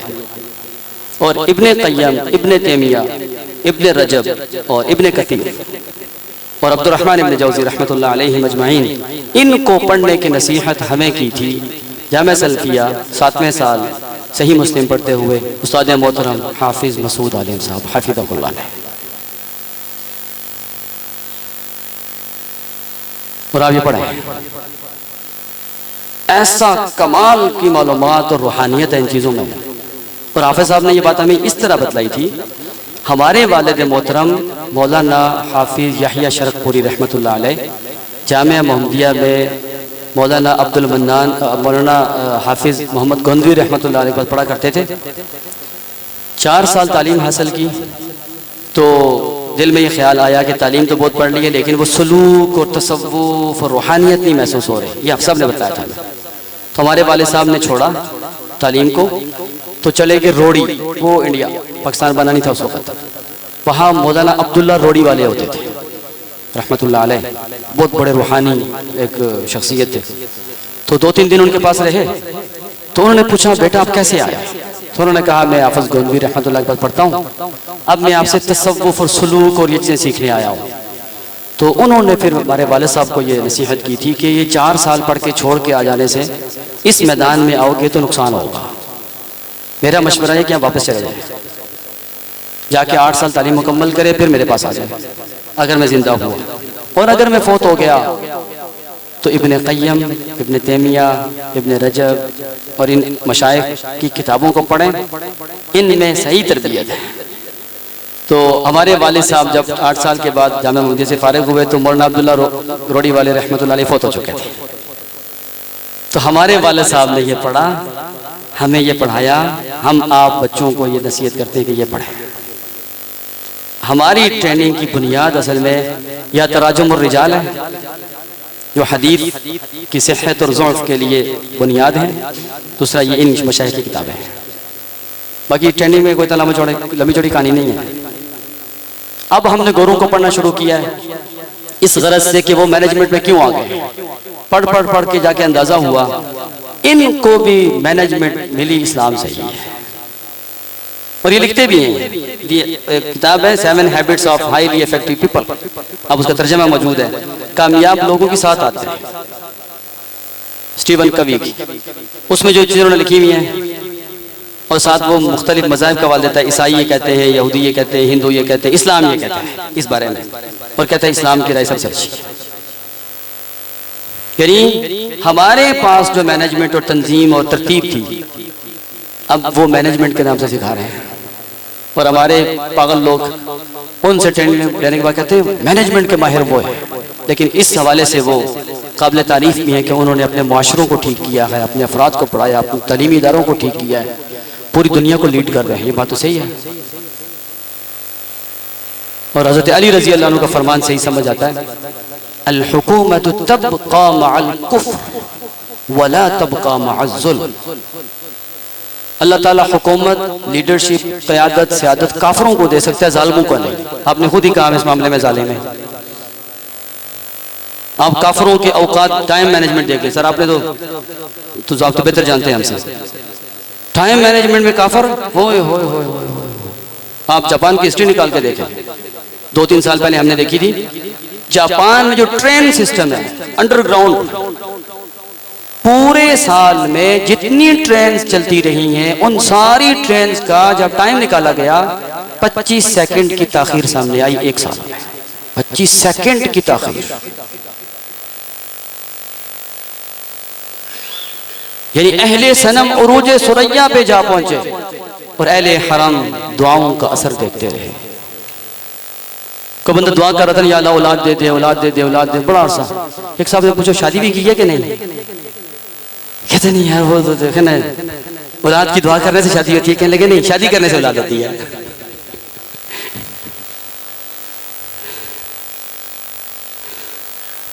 और इस्लामाबाद में एक साहब थे हमारे अजीज, ये वो दुबले पतले सूखे सड़े, उनकी शादी हो गई। तो लोग मजाक करें इनकी शादी कैसे हो गई? उनके यहाँ अल्लाह ने बेटी दी। तो एक मौलाना कहने लगे अब मुझे यकीन हो गया है कि औलाद सिर्फ अल्लाह ही देता है। अब मुझे यकीन हो गया औलाद सिर्फ अल्लाह ही देता है। देखिए असबाब की दुनिया टोटल इंसान के ऊपर है, लेकिन काम करने वाली ज़ातों पर की है। वो आज आगे चीज़ें आ रही हैं। कल मैंने मरकज़ तरबिया के असातिज़ा बिलखुसूस उस्ताद मोहतरम हाफ़िज़ शरीफ साहब के सामने ये बात की थी, और उलमा की ट्रेनिंग में हम ये बात करते हैं। हम आपको आज ट्रेनिंग करवाने नहीं आए, हम अपनी ट्रेनिंग का ऑडिट करवाने आए हैं आपसे। देखिएगा गलती का है, और ये आपसे भी मेरी अर्ज़ है, खुल डुल के सिद्ध के दिल के साथ। फिर कल ये स्लाइड्स उनको मैं दे आया, जहाँ देखें गलती है ठीक करें, जहाँ देखते एक आयत आती है वो डालें, जहाँ देखते हैं हदीस आती है वो भी अमल करें, जहाँ देखते हैं एक शेर आता है वो भी डालें, हमें भेज दें यार, हम लोगों को पढ़ाएंगे, सदका जारिया बन जाएगा। तो ये आपको सारा दे के जाएंगे। जहाँ देखें एक आयत गलत पढ़ ली, हदीस गलत हो यानी सही नहीं पढ़ी, कोई मसला गलत है फौरन बता, अभी बता दें या बाद में बता दें। उलमा से हम अपनी तस्हीह करवाने आते हैं, फिर जाके दुनिया को पढ़ाते हैं।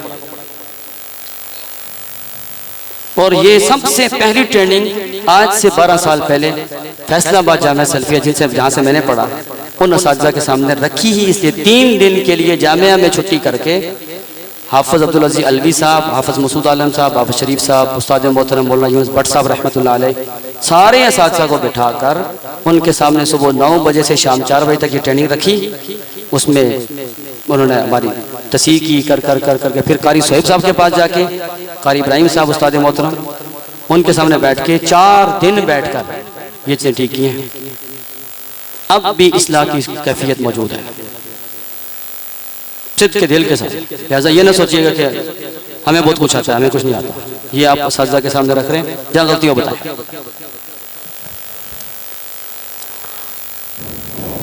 गलती सिर्फ अंबिया और रसूल से नहीं होती, और अगर कोई थोड़ा बहुत मसला हो जाए तो अल्लाह ताला फौरन ठीक कर देते हैं।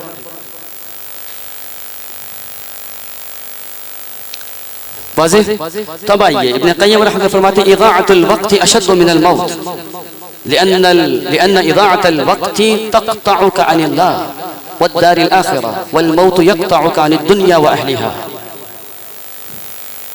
यानी वक्त ज़ाय करना ये मौत से भी ज्यादा खतरनाक और भयानक है।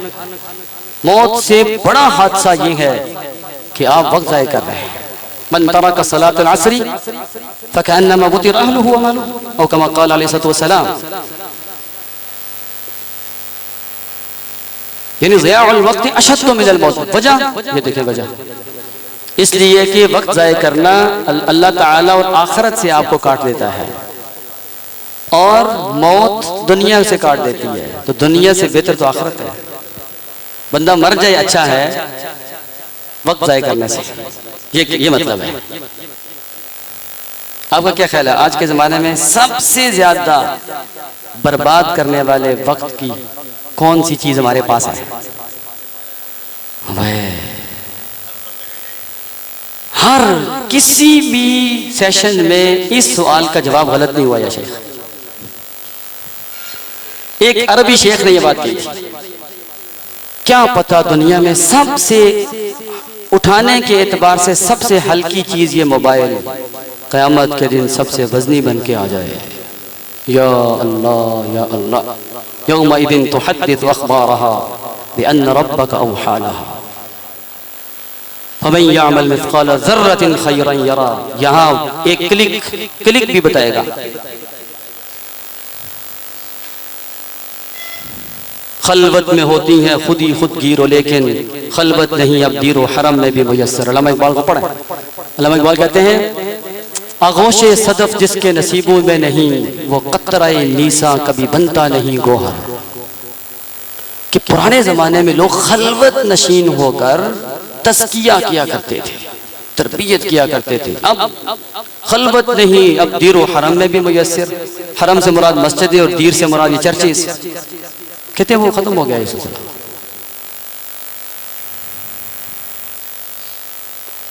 वजह क्या है? वक्त का दुरुस्त इस्तेमाल नहीं है भाई। वक्त सबके पास है, वक्त का दुरुस्त इस्तेमाल नहीं। उलमाए किराम में ना ये नहीं होता कि वो कोई गुनाह करेंगे वक्त खलवत में जाकर या वक्त में, गुनाह नहीं। अभी आपको बताते हैं उलमाए किराम के यहाँ क्या मसला होता है, और ये उलमा की इजाज़त से ही लिखा हुआ है। इसलिए हम कहते हैं चंद एक आयात देख लें ताकि हम इसकी रोशनी में आगे चलें। तर्जुमा आपको आता है लेकिन जो खास पॉइंट है वो पढ़ेंगे। अल्लाह ताला फरमाते हैं औज़ु बिल्लाहि मिनश शैतानिर रजीम व खलक़ कुल्ल शैइन फ़क़द्दरहु तक़दीरा। अल्लाह ताला ने हर चीज़ की तकदीर और अंदाज़ा रखा हुआ है। फिर आप देखें व कुल्लु शैइन इंदहु बिमिक़दार, हर चीज़ की मिक़दार है अल्लाह के यहाँ। फिर आप देखें इन्ना कुल्ल शैइन ख़लक़नाहु बिक़दर, यानी इस कायनात में हर चीज़ का मायार, हर चीज़ की मिक़दार, हर चीज़ के औकात मुक़र्रर है। हत्ता कि सूरज चांद कितनी बड़ी मखलूक है ना, कुल्लुन फ़ी फ़लकिन यस्बहून लश्शम्सु यंबग़ी लहा अन तुदरिकल क़मर वलल लैलु साबिक़ुन नहार। आज तक नहीं हुआ या शेख।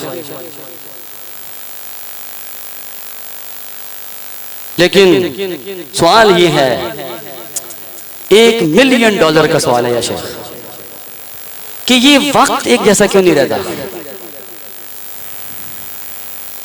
आज आप जिस वक्त उठे कल उस वक्त नहीं, कोई और वक्त है। आज जिस वक्त रात को सोए कल वो वक्त नहीं है। जुम्मे का दिन नींद ज्यादा है, बाकी दिनों में नहीं है। किसी दिन आप रात 12 बजे सोए, किसी दिन 1 बजे सोए। एक दफ़ा रात 2 बजे 1 बजे उलमाए किराम के व्हाट्सएप ग्रुप में मैसेज आ रहे थे। तो मैंने वहाँ में लिखा, मैंने कहा ये तो इस वक्त और वो किस तरह, वो अनवर मसूद का वो शेर है, राती केड़े दफ्तर लग देना। मैं किस तरह, वो मुझे शेर याद ही नहीं होता, और हो जाए वो शेर ही नहीं रहता। मैं वो मियाँ बीवी के बारे में कहता है कि मैं किस ठग दे पल्ले पै गई, राती केड़े दफ्तर लग दे, इस तरह की बात हो सकी। मैंने उलमा के व्हाट्सएप पे लिखा ये वक्त सोने का है। तो एक शेख ने नीचे एक कमेंट किया, क्योंकि उलमा से पंगा नहीं करना चाहिए ना, तो उन्होंने लिखा मन तलबल उला सहीरल लयाली।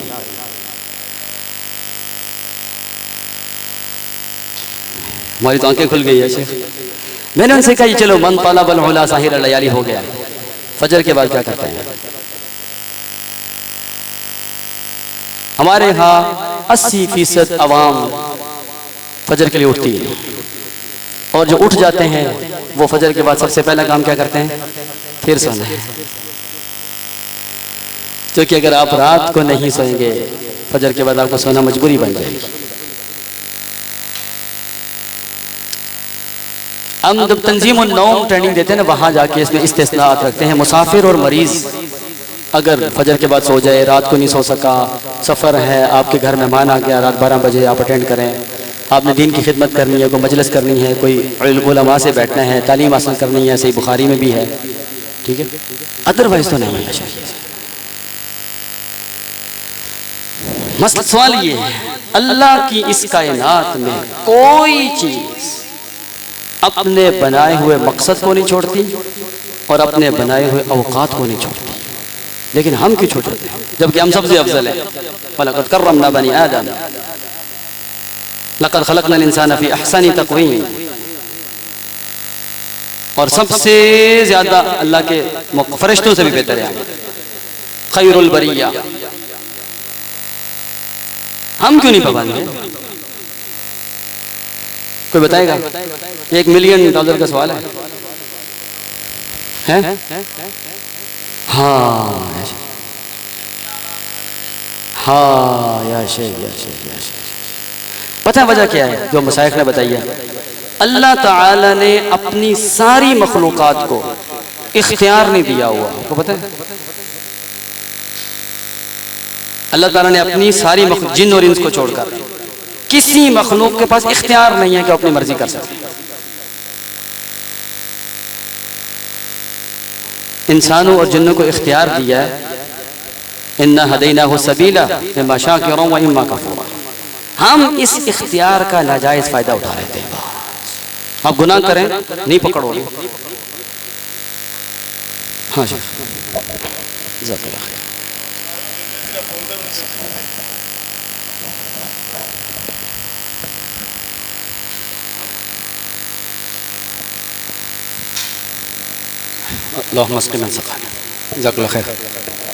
ये वजह है। ये इस नुक्ते को समझिएगा कि अल्लाह ताला कुरान में फरमाते हैं ला यासून अल्लाह मा अमरहुम, यानी कि ये जो अन्ना अरदना अल-अमानत अला समावाति वल अर्दि वल जिबाल फअबैना अन यहमिलनहा फअशफक़ना मिनहा व हमलहा अल-इंसान। ये क्यों हुआ था?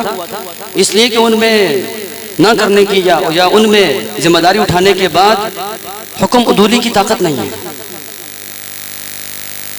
नहीं कर सकते वो।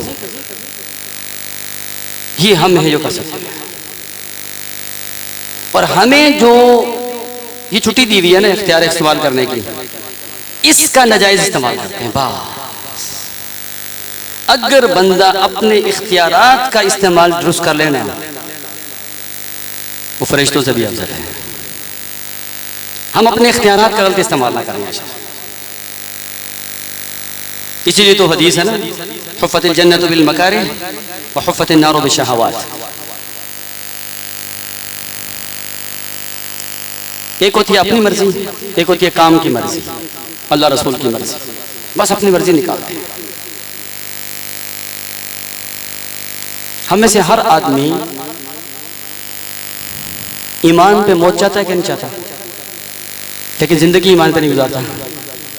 कहते ना हुकूमत हम चाहते हैं हज़रत उमर जैसी, वोट जाके अबू जहल को दे जाते हैं। ऐसे ऐसे है ना, हुकूमत चाहते हैं हज़रत उमर जैसी, वोट अबू जहल को दे जाते हैं। बस ये चीज़ है, मर्जी। अल्लाह ताला ने हमें ये जो मर्जी का यानी मर्जी करने का जो इख्तियार दिया ना, ये नेमत भी है, क्योंकि इस मर्जी की वजह से ही हम फरिश्तों पे अफजल हैं। उनके पास मर्जी नहीं है। हम खुद मुख्तार होने के बावजूद, सब कुछ कर सकने के बावजूद पाबंद अल्लाह की, अल्लाह के रसूल की। और दुनिया सिजनुल मुमिन व जन्नतु काफिर।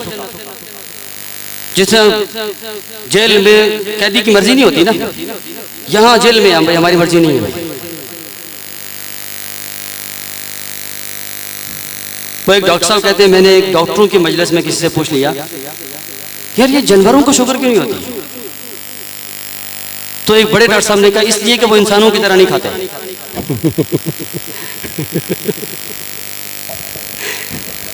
ऐसे है सर?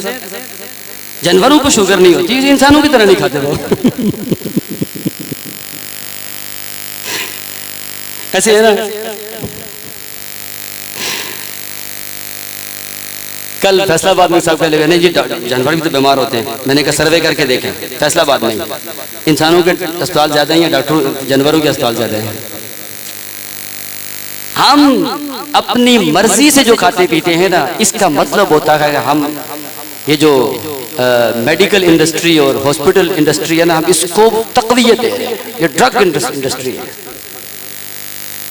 कहते हैं कि अगर आप 3D से बचना चाहते हैं ना, डॉक्टर, डिजीज एंड ड्रग, यानी दवाइयों से, डॉक्टरों से और बीमारियों से बचना चाहते हैं ना, 3D फार्मूला है। डॉक्टर, डिजीज एंड ड्रग बचना चाहते हैं तो 3D के पाबंद हो जाए। नंबर 1 डी क्या? डिसिप्लिन। नंबर 2 डाइट, अपनी खुराक। नंबर 3 डाइटेशन, जो माहिर ग़िज़ाइयात। 3D की पाबंदी कर लें, डिसिप्लिन और डाइट और न्यूट्रिशनिस्ट या डाइटेशन, आप 3D से बच जाएंगे, डॉक्टर, डिजीज एंड ड्रग्स। लेकिन डिसिप्लिन है या शेख, मर्जी नहीं है। लेकिन मेरे जिस्म को कौन सा खाना बेहतर रहेगा, वो डाइटेशन बताएगा। जैसे अल्लाह रसूल की बातें मौलवी साहब बताएंगे ना, तो ग़िज़ा की बातें वो बताएगा। हालांकि वैसे एक आलिम दीन को माहिर ग़िज़ाइयात होना चाहिए, क्योंकि आपने सल्लल्लाहु अलैहि वसल्लम सेहत में आला मकाम रखते थे और आपने सेहत के बारे में कितना कुछ बताया। उसूल कहते हैं सेहत सारी मेडिकल साइंस छान के पढ़ लेना, उसका आगाज और उसकी इंतहा कुरान की आयत में है, कुलू वशरबू वला तुसरिफू। बस कुलू वशरबू वला तुसरिफू।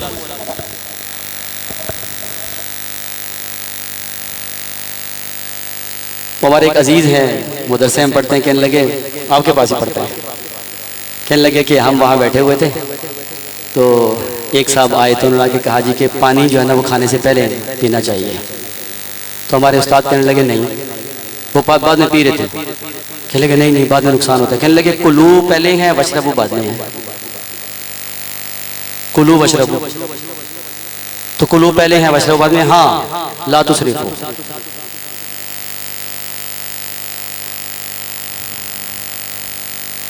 तरतीब पे आ जाए बस।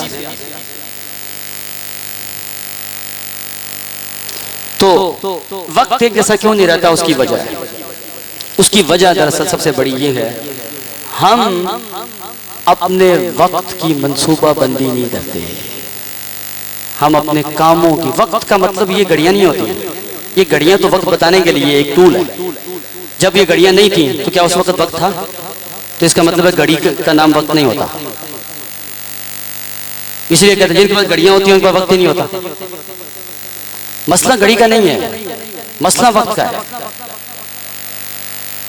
हम अपने वक्त और अपने कामों की मंसूबाबंदी नहीं करते। हमारे यहाँ मंसूबाबंदी सिर्फ एक मामले में मशहूर है, खानदानी मंसूबाबंदी,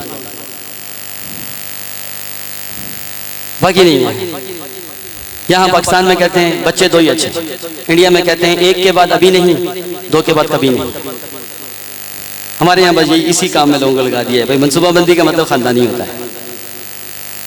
इस्लाम ने फरमाया तज़व्वजुल वुदूद फ़इन्नी मुकाफ़िरु बिकुमुल उमम औ कमा क़ाल अलैहिस्सलाम।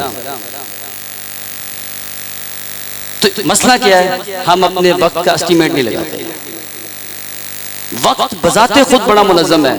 इन्ना इद्दत शुहूर इंदल्लाहि 12 शहरन फ़ी किताबिल्लाह। जब से कायनात बनी है एक कर्न होता है, ये दुनिया पूरी, उसके बाद एक कर्न 100 साल और हुक्म 80 साल और 1 साल सनतन। और 1 साल में कितने महीने होते हैं? 12। और 12 महीनों में 1 महीने में कितने हफ्ते होते हैं? 4 या 5। और 1 हफ्ते में कितने दिन होते हैं? 7। और 1 दिन में कितने घंटे होते हैं? 24। और 1 घंटे में कितने मिनट होते हैं? कितने? 60। और 1 मिनट में कितने सेकंड होते हैं? आज तक बदला ही। इसका मतलब वक्त बड़ा मुनज़्ज़म है। वक्त नहीं बदलता है शेख। हम बदलते हैं। इसका मतलब है टाइम मैनेजमेंट इशू नहीं है, सेल्फ मैनेजमेंट इशू है। मसला टाइम मैनेजमेंट का नहीं है, मसला सेल्फ मैनेजमेंट का है। हम खराब हुए हुए।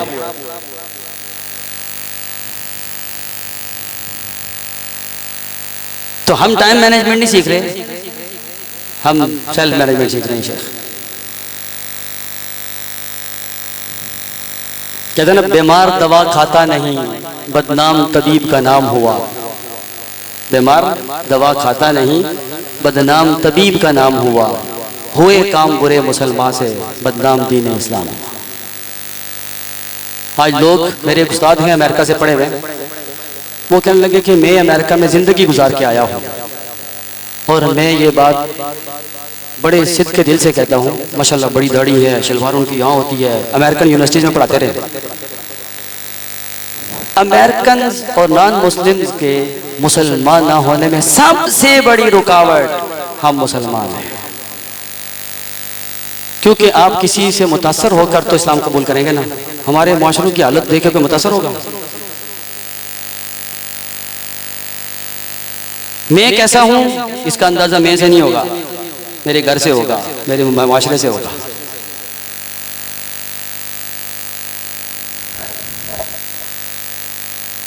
इसलिए आइए देखते हैं, थोड़ा पढ़ते हैं ताकि समझना भी आसान हो, अमल करना भी आसान हो। आप लोग बोर तो नहीं हो रहे? हो रहे तो बताइएगा।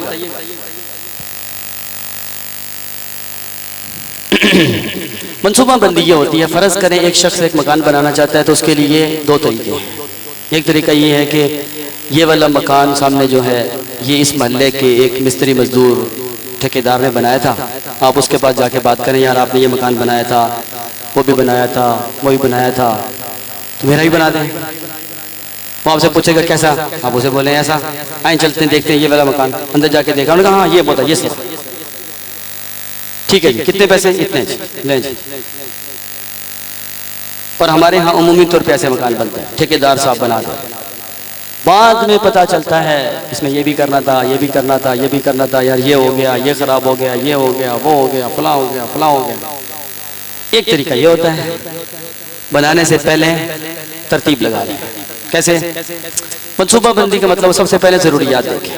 अगले 15-20 साल, 20-25 साल तक आपके घर में कितने अफराद का इजाफा हो सकता है, कितनी ज़रूरियात हैं, क्या चाहते हैं, 5 मरले का मकान, 10 मरले का मकान, कितने कमरे, साइज़ क्या हो।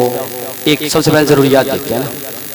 दूसरा आप देखते हैं माली तखमीना, बजट। सबसे पहले रिक्वायरमेंट, फिर बजट। इन ज़रूरियात को पूरा करने के लिए पैसे कितने चाहिए। तीसरा आप देखते हैं जगह या प्लॉट। ये तीन चीजें मालिक देखता है ये, लेकिन मकान शुरू नहीं करता। एक आर्किटेक्ट को हायर करता है, माहिर तामीरात को, उसके पास जाता है तो वो उसको नक्शा बना के देता है। ये वाला जिस तरह की ज़रूरियात आपकी हैं, आपके पास पैसा है, आपका प्लॉट है ना, उस पर इस साइज़ का मकान बनेगा, उसके हर कमरे का साइज़ ये होगा, वॉशरूम का साइज़ ये होगा, किचन का साइज़ ये होगा, गाड़ी खड़ी करने का साइज़ ये होगा, कवर्ड एरिया ये होगा पूरा करके। लेकिन बनाइएगा ना, अभी जाके मशवरा करें, मशवरा करें, मशवरा करें। और मशवरा करके जब फाइनल करेगा मकान बन जाएगा। आपका क्या ख्याल है, मनसूबा बंदी के साथ किए हुए बनाए हुए मकान की अहमियत और वैल्यू ज़्यादा होगी या अपनी मर्जी से बनाए हुए? आप इसका फ़र्क ये भी देखें, हमारे यहाँ ना आजकल लाहौर, फैसलाबाद, आगे पीछे बड़े बड़े शहरों के साथ ना सोसाइटीज़ बन रही हैं, वो बड़ी प्लानिंग से बनाते हैं। उस सोसाइटी में और पहले के बने हुए मार्केट और घरों में जाके आप देखें, ज़मीन आसमान का फ़र्क है। और आप ये देखिए, फ़र्ज़ करें आप अपने मादा को हसन अंदाज से मुकम्मल करना चाहते हैं, अपनी किताब आपके पास, आप उसको बहैसियत मुअल्लिम आप उसको अच्छे तरीके से मुकम्मल कर तरतीब से। हमारे यहाँ तरतीब का मतलब होता है पहला दिन और साल का आखिरी दिन बराबर होने चाहिए। हमारे यहाँ ये प्लानिंग और मनसूबा बंदी न करने की बिना पे शुरू में मयार ज़्यादा होता है, आखिर में मकदार ज़्यादा होती है। हालांकि जब क्लास फारग करके दे देते हैं, ख़त्म हो जाए सारा कुछ, उस वक्त मकदार को नहीं देखता, मयार देखता है। तो मकदार और मयार को अब आप बराबर लेके चलना चाहते हैं तो मनसूबाबंदी कर। और अल्लाह ताला ने इसका ख्याल किया कि जो ही मयार गिरा, मकदार गिरा ही है। इन यकुम मिनकुम इश्रून साबिरून यगलिबू मिअतैन। जब सहाबा मजबूत थे, हर बात थी, तो यगलिबू मिअतैन। और अलआन खफ़फ़ अल्लाहु अन्कुम व अलिमा अन्ना फ़ीकुम ज़अफ़ा। ये अल्लाह ताला ने भी किया है, फितरती उसूल है ये। जो ही आप देखें मयार गिर रहा है, मकदार गिराएं उसकी।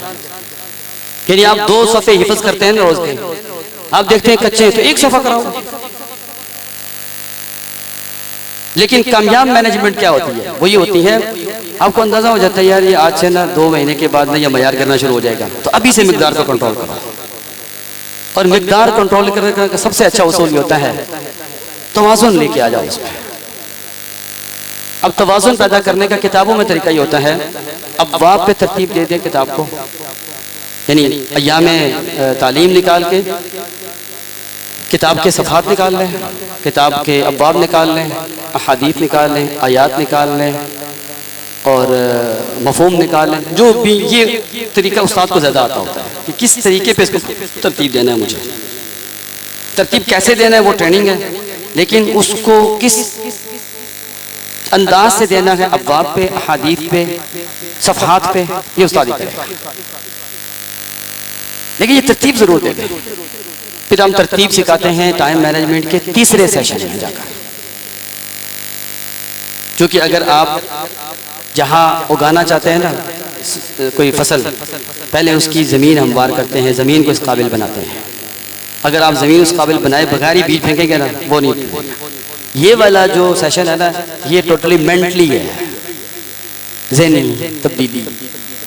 इसकी वजह से हमारी एक्टिविटीज़ ठीक नहीं होंगी, आपके ना कामों में हरकत नहीं आएगी।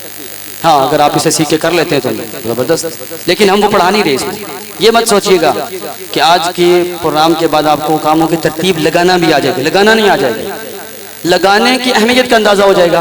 भाई नहीं लगाएंगे तो काम खराब है, लगाएंगे तो काम सीधा होगा। लेकिन लगानी कैसे है ये। अब किताब के हवाले से मनसूबाबंदी करनी तो किताब की तरतीब देख लें। फिर तखमीना ये है अय्याम तालीम, किताब की जैसे तरतीब बतलाई है 3-4 तरीके, अय्याम तालीम पे उसको डिवाइड करें। जगह आपकी जामिया है और माहिरीन की खिदमत, इदारती माहिरीन या तालीमी माहिरीन का माहिर। तालीमी माहिर आपको किताब पढ़ाने का तरीका बताएगा, इदारती माहिर आपको किताब की तरतीब बता देगा। और इस वक्त हैं बहुत सारे लोग, और मदारिस के अंदर ना इदारती माहिर बंदा होना चाहिए जो ना आपके कामों को ठीक कर रहे हैं।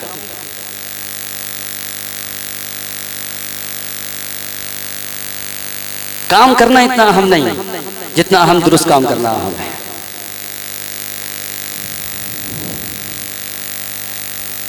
अगर आप तरतीब से काम करेंगे जल्दी कर जाएंगे, आसान हो जाएगा। इसीलिए कहते थे, शायद कायदे आज़म रहमतुल्लाह अलैह का ये कौल था कि अगर मुझे 100 दिन दिए जाए ना कोई काम करने के लिए, 95 दिन तो मैं प्लानिंग करूंगा, मैं 5 दिन में काम हो जाएगा। शायद ये उनका कौल है, मुझे पता नहीं सही। आपने कभी चीते को शिकार करते देखा है? आजकल तो बहुत वीडियोस हैं। वो उसके सामने जानवर घूम रहे होंगे ना, अचानक हमला नहीं करेगा, पीछे बैठ के ऐसे करके पूरा वाजना करेगा कि पकड़ना किसको है, पूरी तरतीब लगाएगा। जब और 5 से 7 मिनट लगाता है ये नेशनल ज्योग्राफिक का एक सर्वे है, 5 से 7 मिनट लगाता है बैठ के। उसके बाद जो टारगेट सेट करता है उसके ऊपर जब झपटता है ना, उसके दाएं बाएं जो जानवर घूम रहे होते हैं कभी उनको नहीं पकड़ता। आप खोल के देख ले वीडियो, नहीं पकड़ेगा। उसके पास से जा रहा होगा जानवर, नहीं पकड़ेगा। पकड़ना उसको है जो उसका हदफ है, बस।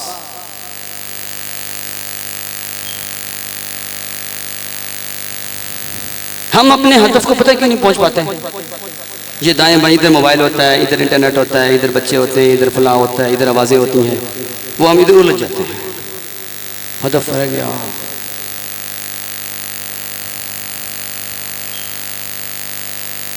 लेकिन एक बात याद रखिए शेख, कामयाबी की तमन्ना और आरज़ू एक अलग दास्तान होती है, कामयाबी का हुसूल एक अलग दास्तान होती है।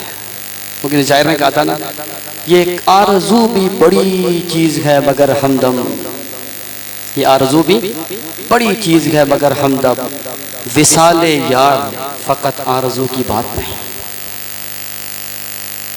कामयाबी मुझे बहुत पैसे मिल जाएं, ज़बरदस्त चीज़ है, रिज़्क़ हलाल है, जितना चाहो कमाओ, लेकिन ये फ़कत आरज़ू की बात नहीं है। ज़्यादा मेहनत करने से कामयाबी मिलती थी, जानवर हमसे ज़्यादा अमीर होते हैं, ये यहाँ से निकाल दें। यानी सीरत की रोशनी में ज़्यादा मेहनत की कोई तरगीब नहीं है, बल्कि उसको यानी उससे रोका गया, ज़्यादा मेहनत नहीं चाहिए।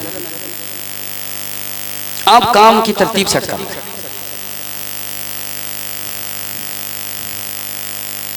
मैं एक दफ़ा मैं उधर से इस्लामाबाद से कश्मीर मीरपुर जा रहा था, ट्रेनिंग थी, तो हमारे सामने ना एक ट्रक आ गया, रोड ब्लॉक थी, तो ऐसे आस्ता आस्ता गुजर रहे थे। उस ट्रक के पीछे एक शेर लिखा हुआ था। कभी आपने देखा बसों ट्रकों के पीछे शेर बड़े ज़बरदस्त होते हैं, और ये असल में दास्तान होती है तजर्बे की। उसके पीछे लिखा था, किसी को घर से निकलते ही मिल गई मंजिल, किसी को घर से निकलते ही मिल गई मंजिल, कोई मेरी तरह उम्र भर सफर में रहा। जिसने तरतीब लगा ली, जाना कहाँ है, कैसे जाना है और क्यों जाना है, वाह काम सीधा हो गया। जिसको ये नहीं पता वो उम्र भर सफर में। एक आवारा गर्द पर एक मुसाफिर में फर्क तरतीब का होता है।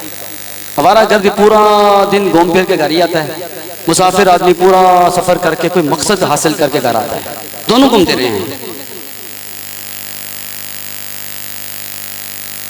फर्क ये है, इसलिए कहते हैं तरतीब लगा लें। और एक बात याद रखें, अगर आप ये समझेंगे ना कि मैं जो काम करूं तरतीब करूं और कामयाब हो जाऊंगा, ये भी नहीं है। चोटें खानी पड़ती हैं बहुत ज़्यादा। तरतीब लगाएं, पहले सीखेंगे, फिर तरतीब लगाएंगे, वो ख़राब होगी, फिर शुरू करेंगे, वो ख़राब होगा, फिर एक काम और करेंगे तरतीब से, वो चोट लगेगी। ये चोटें कामयाबी की तरफ लेके जाती हैं। हमने कितने प्रोग्राम शुरू किए, नहीं चले, ख़त्म, फिर शुरू किया, फिर ख़त्म। फिर मुझे एक साहब ने मशवरा दिया, आप अपनी फील्ड से हट के काम कर रहे हैं, आ जाए अपनी फील्ड में वापस। एक साल बिल्कुल खलवत नशीनी इख्तियार किए, सारे काम छोड़, सारे बोझ उतार के, तब जाके समझ आई यार वो हमारा तो फील्ड की होती, हम किधर घुसे रहे। इसलिए कहते हैं काम करने से पहले ये भी देखें कि ये बंदा किस काम का है, किसी गलत फील्ड में नहीं डाला हुआ इसको।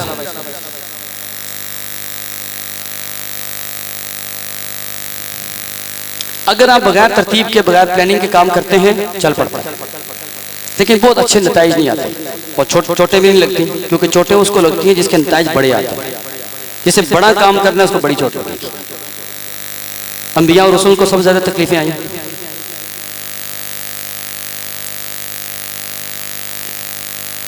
और हमारे यहाँ बाज़ लोग प्लानिंग इसलिए नहीं करते कि उन्हें पता ही नहीं इस चीज़ का, बात इसलिए नहीं करते कि कहीं काम खराब ना हो जाए। भाई काम खराब करने के बाद तो ठीक होगा।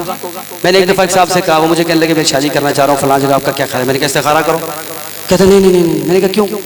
कहते मुझे मोहब्बत इतनी ज़्यादा हो सकता है इस्तिखारा पड़े ही नहीं।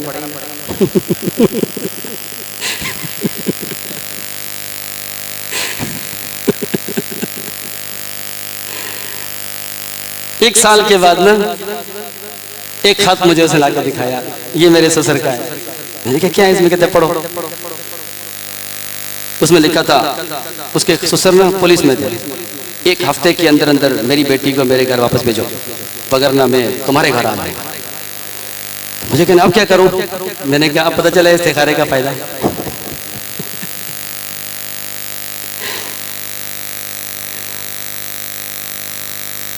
मैंने जिंदगी में दो तरह के लोग देखे हैं, या वो लोग जो प्लानिंग इसलिए नहीं, या प्लानिंग वो लोग नहीं करते जिनको नहीं पता इसका फायदा क्या है। कल अबा शरीफ साहब से बात हो रही थी, मुझे कहने लगे कि ऐसा कोई टीका आपके पास होता है कि जिसको लगाने से बंदे में एहसास पैदा हो जाए कि काम तरतीब से करना है।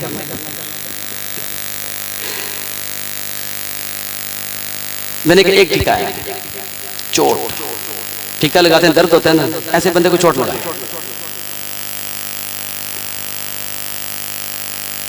उमूमी तौर पे पहली वजह क्या होती है, लोगों को पता ही नहीं। हमारे मदारिस को, अब सबसे कल ये बात हो रही थी, हमारे मदारिस को बिलखुसूस, चूँकि हम मदरसों के पढ़े हुए, यानी मैं मदरसे की प्रोडक्ट हूँ, यूनिवर्सिटी की नहीं हूँ, ठीक है। तो हमारे मदारिस इसलिए प्लानिंग और मनसूबाबंदी पे नहीं जाते कि पता नहीं है कि इसके नताइज कितने ज़बरदस्त आए। मैं दावे से आपको ये बात कह सकता हूँ, नताइज की रोशनी में। और ये एक ट्रेनिंग हमने सऊदीया में की थी, आज से 3 साल पहले सऊदीया के 1-2 इदारों ने बुलाया था कि औकाफ कैसे बनते हैं, ट्रस्ट कैसे बनते हैं, तंजीम कैसे बनती है, और इदारती मैनेजमेंट क्या होती है। मक्का उम्मुल खुरा के 2 उस्ताद थे, तो हमें 20 दिन के लिए बुलाया और ऐसी कमाल की ट्रेनिंग थी या शेख। उन्होंने मक्का के होटल दिखाए, ये फ़लाँ मुल्क का, ये फ़लाँ मुल्क का, ये फ़लाँ मुल्क का है। वो नहर ज़ुबैदा दिखाई कि अब ये ख़त्म हो चुकी है, तो आपका क्या ख्याल है, नहर ज़ुबैदा ख़त्म हो गई है? हमने कहा क्या है? कहने लगे ये नहर ज़ुबैदा इतनी ज़बरदस्त प्लानिंग से बनाई गई थी, इस वक्त ये फिल्ट्रेशन प्लांट ये नहर ज़ुबैदा का न्यू वर्जन है, अभी तक नहीं ख़त्म हुई। तो वहाँ से उन्होंने बताया कि आप काम तरतीब से करें। मैंने आपसे से बात की, मैंने कहा असल में मसला ये है, तरतीब में लगता है टाइम, पैसा। यानी आपने काम शुरू करना है ना आज से, यानी दीन का काम करना है ना, कब करना है? कम से कम 2 साल R&D, कहते हैं ना R&D, research and development. R&D 2-3 साल R&D में लगे, तो उस जो रिसर्च एंड डेवलपमेंट होगी ना, उस पैसा लगेगा, लोग बैठाएंगे, प्लानिंग करेंगे, माहिरीन होंगे, उन पे पैसा लगेगा। हमारे यहाँ मदारिस में ये समझाता है कि ये पैसा जो है ना, वो उधर तो नज़र नहीं आ रहा, हम फौरन कारी साहब रखें, मौलवी साहब रखें, बिल्डिंग बनाए, काम शुरू करें। अगर आप पूरी प्लानिंग करके, सऊदीया में हमने यही पढ़ा, अगर आप पूरी प्लानिंग करके काम करते हैं ना, आपका मदरसा आपको इतने पैसे दे जाएगा, प्रोजेक्ट आपको फीसों की, आपको जो है ना चंदे की जरूरत नहीं पड़ेगी, चंदे की जरूरत नहीं पड़ेगी। वो पढ़ने के बाद फिर कुछ मैनेजमेंट की ट्रेनिंग पढ़ने के बाद हमारे पास इस्लामाबाद में शोबा हिफ्ज़ था, बिल्डिंग सारा कुछ था, वो आके बंद कर दिया, क्योंकि वो 11-12 लाख रुपए खर्चा था, उस पर चंदा मांगना पड़ता था, फीसें भी थी, सारा कुछ था, लेकिन फिर भी बंद किया, छोड़ा। कोरोना वैसे भी आ गया था, और उसके बाद पीछे चले गए, जाके पढ़ा, लोगों से सीखा। अब दोबारा काम शुरू किया नए अंदाज से, अल्लाह के करम से, अल्लाह के फजल से। मैं आपको इसलिए बता रहा हूँ कि कहते हैं लैसल खबर कल मुआयना, मूसा अलैहिस्सलाम को अल्लाह ताला ने बतलाया था कि आपकी कौम ने बछड़े की पूजा शुरू कर दी है, और अल्लाह की बात से बढ़ के यकीनी बात कोई नहीं, लेकिन असर नहीं पड़ा। और जब आके देखा कौम को, तो अलकल अलवाहा व अखज़ बिरअसी अखीही यजुर्रुहु इलैहि, देखने का इतना असर पड़ा कि वो जो 40 दिन की मेहनत तौरात थी वो भी फेंक दी।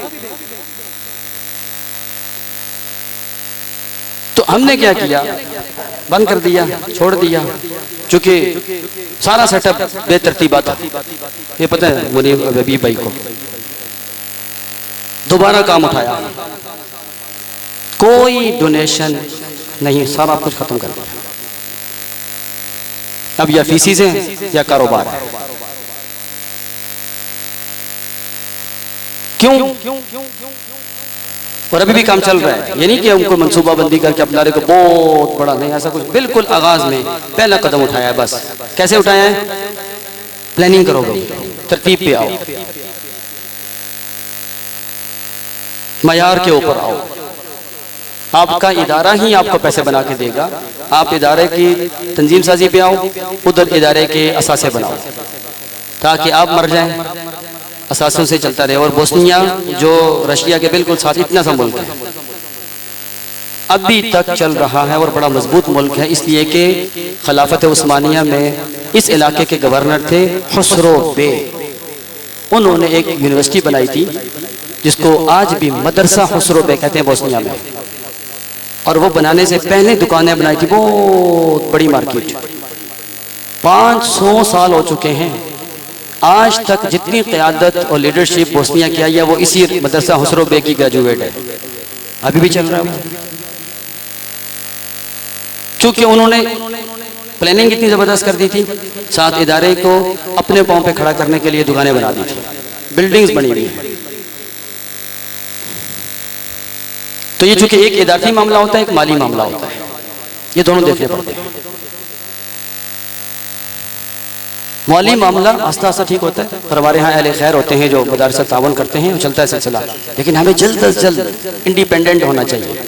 कल हम बात कर रहे थे ना, वो इदारे जो अरब की डोनेशन से चलते थे, जब पाबंदियाँ लगी बैठ गए, बिल्डिंग्स खड़ी हैं, इदारे बैठ गए, तो आप किसी पे डिपेंडेंट क्यों हो रहे हैं? और ये सच्चा वाकया है, मेरे पास ये किसी फाइल में मौजूद होगा, जामिया सल्फिया पढ़ते हुए मुझे ये मिला था।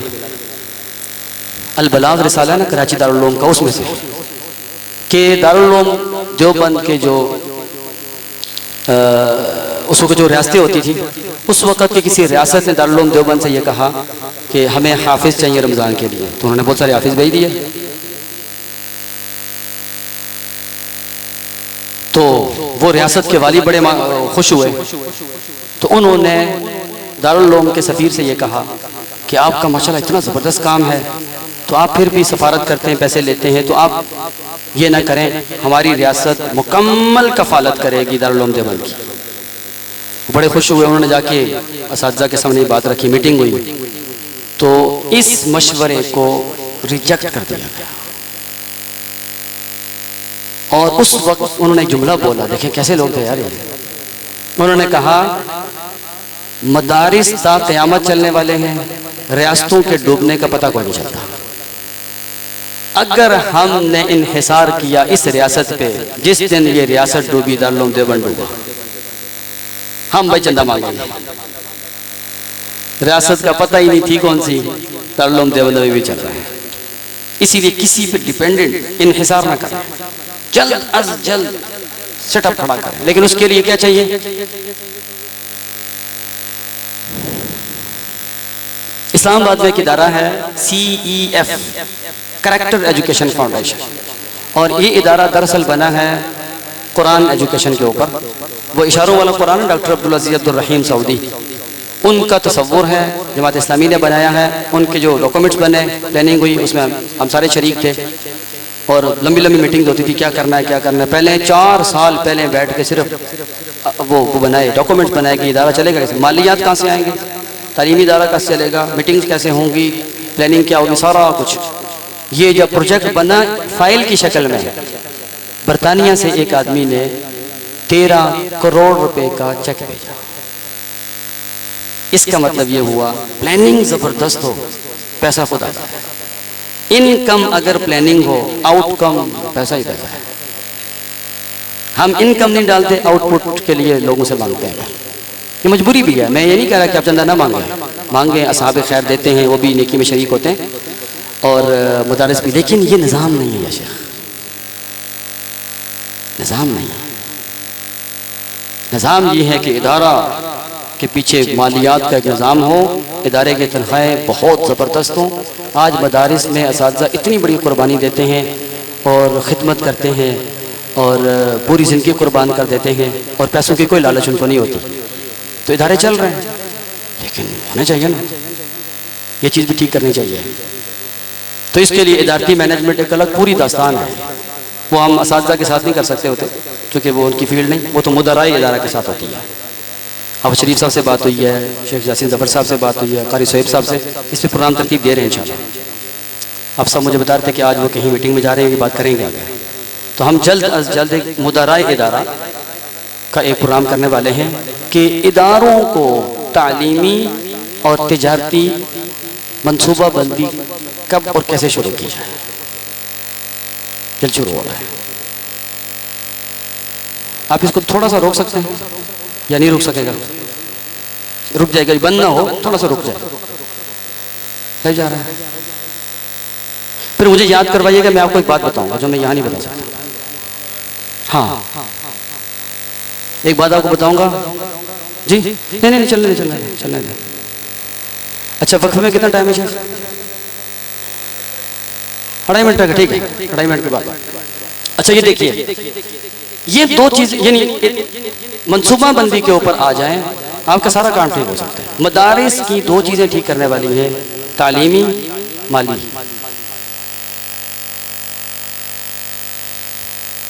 इसके बगैर जो काम चल रहा है वो पता है किस पे चल रहा है? इखलास और मेहनत पे। बड़े मुखलिस लोग बैठे हुए हैं, जान मार रहे हैं, जिंदगियां गुजार दी। हमारे उस्ताद मोहतरम कितने असातिज़ा हैं जामे में, फैसलाबाद आगे पीछे। यकीन करें आजकल के ज़माने में इतनी थोड़ी तनख्वाहों के ऊपर कोई अल्लाह का वली बैठ सकता है, वगरना आपको पता है दुनियावी तालीमी इदारों में तो तनख्वाह तय है अच्छी खासी, और अगर 1 घंटा ऊपर आपने लगाया तो ओवर टाइम। और यहाँ ओवर टाइम लगाए तो आगे से कहते हैं अल्लाह जाए खैर दे। और ये इखलास की दलील है या शेख। दुनियावी तालीदारों में फलूस है, यहाँ खुलूस है, और इतना खुलूस भरा हुआ है आप इस बात से अंदाजा लगाएं। आप में से कोई लोग हैं जो कारी रूहुल अमीन साहब को जानते हैं? जामिया सल्फिया सिराज हमारे साथ पढ़ता होता था, उनका छोटा भाई। मैं मालदीप इनके गया वहाँ पे जजीरे में कुरान सुनाने के लिए, तो इनके वालिद बड़े शेख हैं, शेख इदरीस।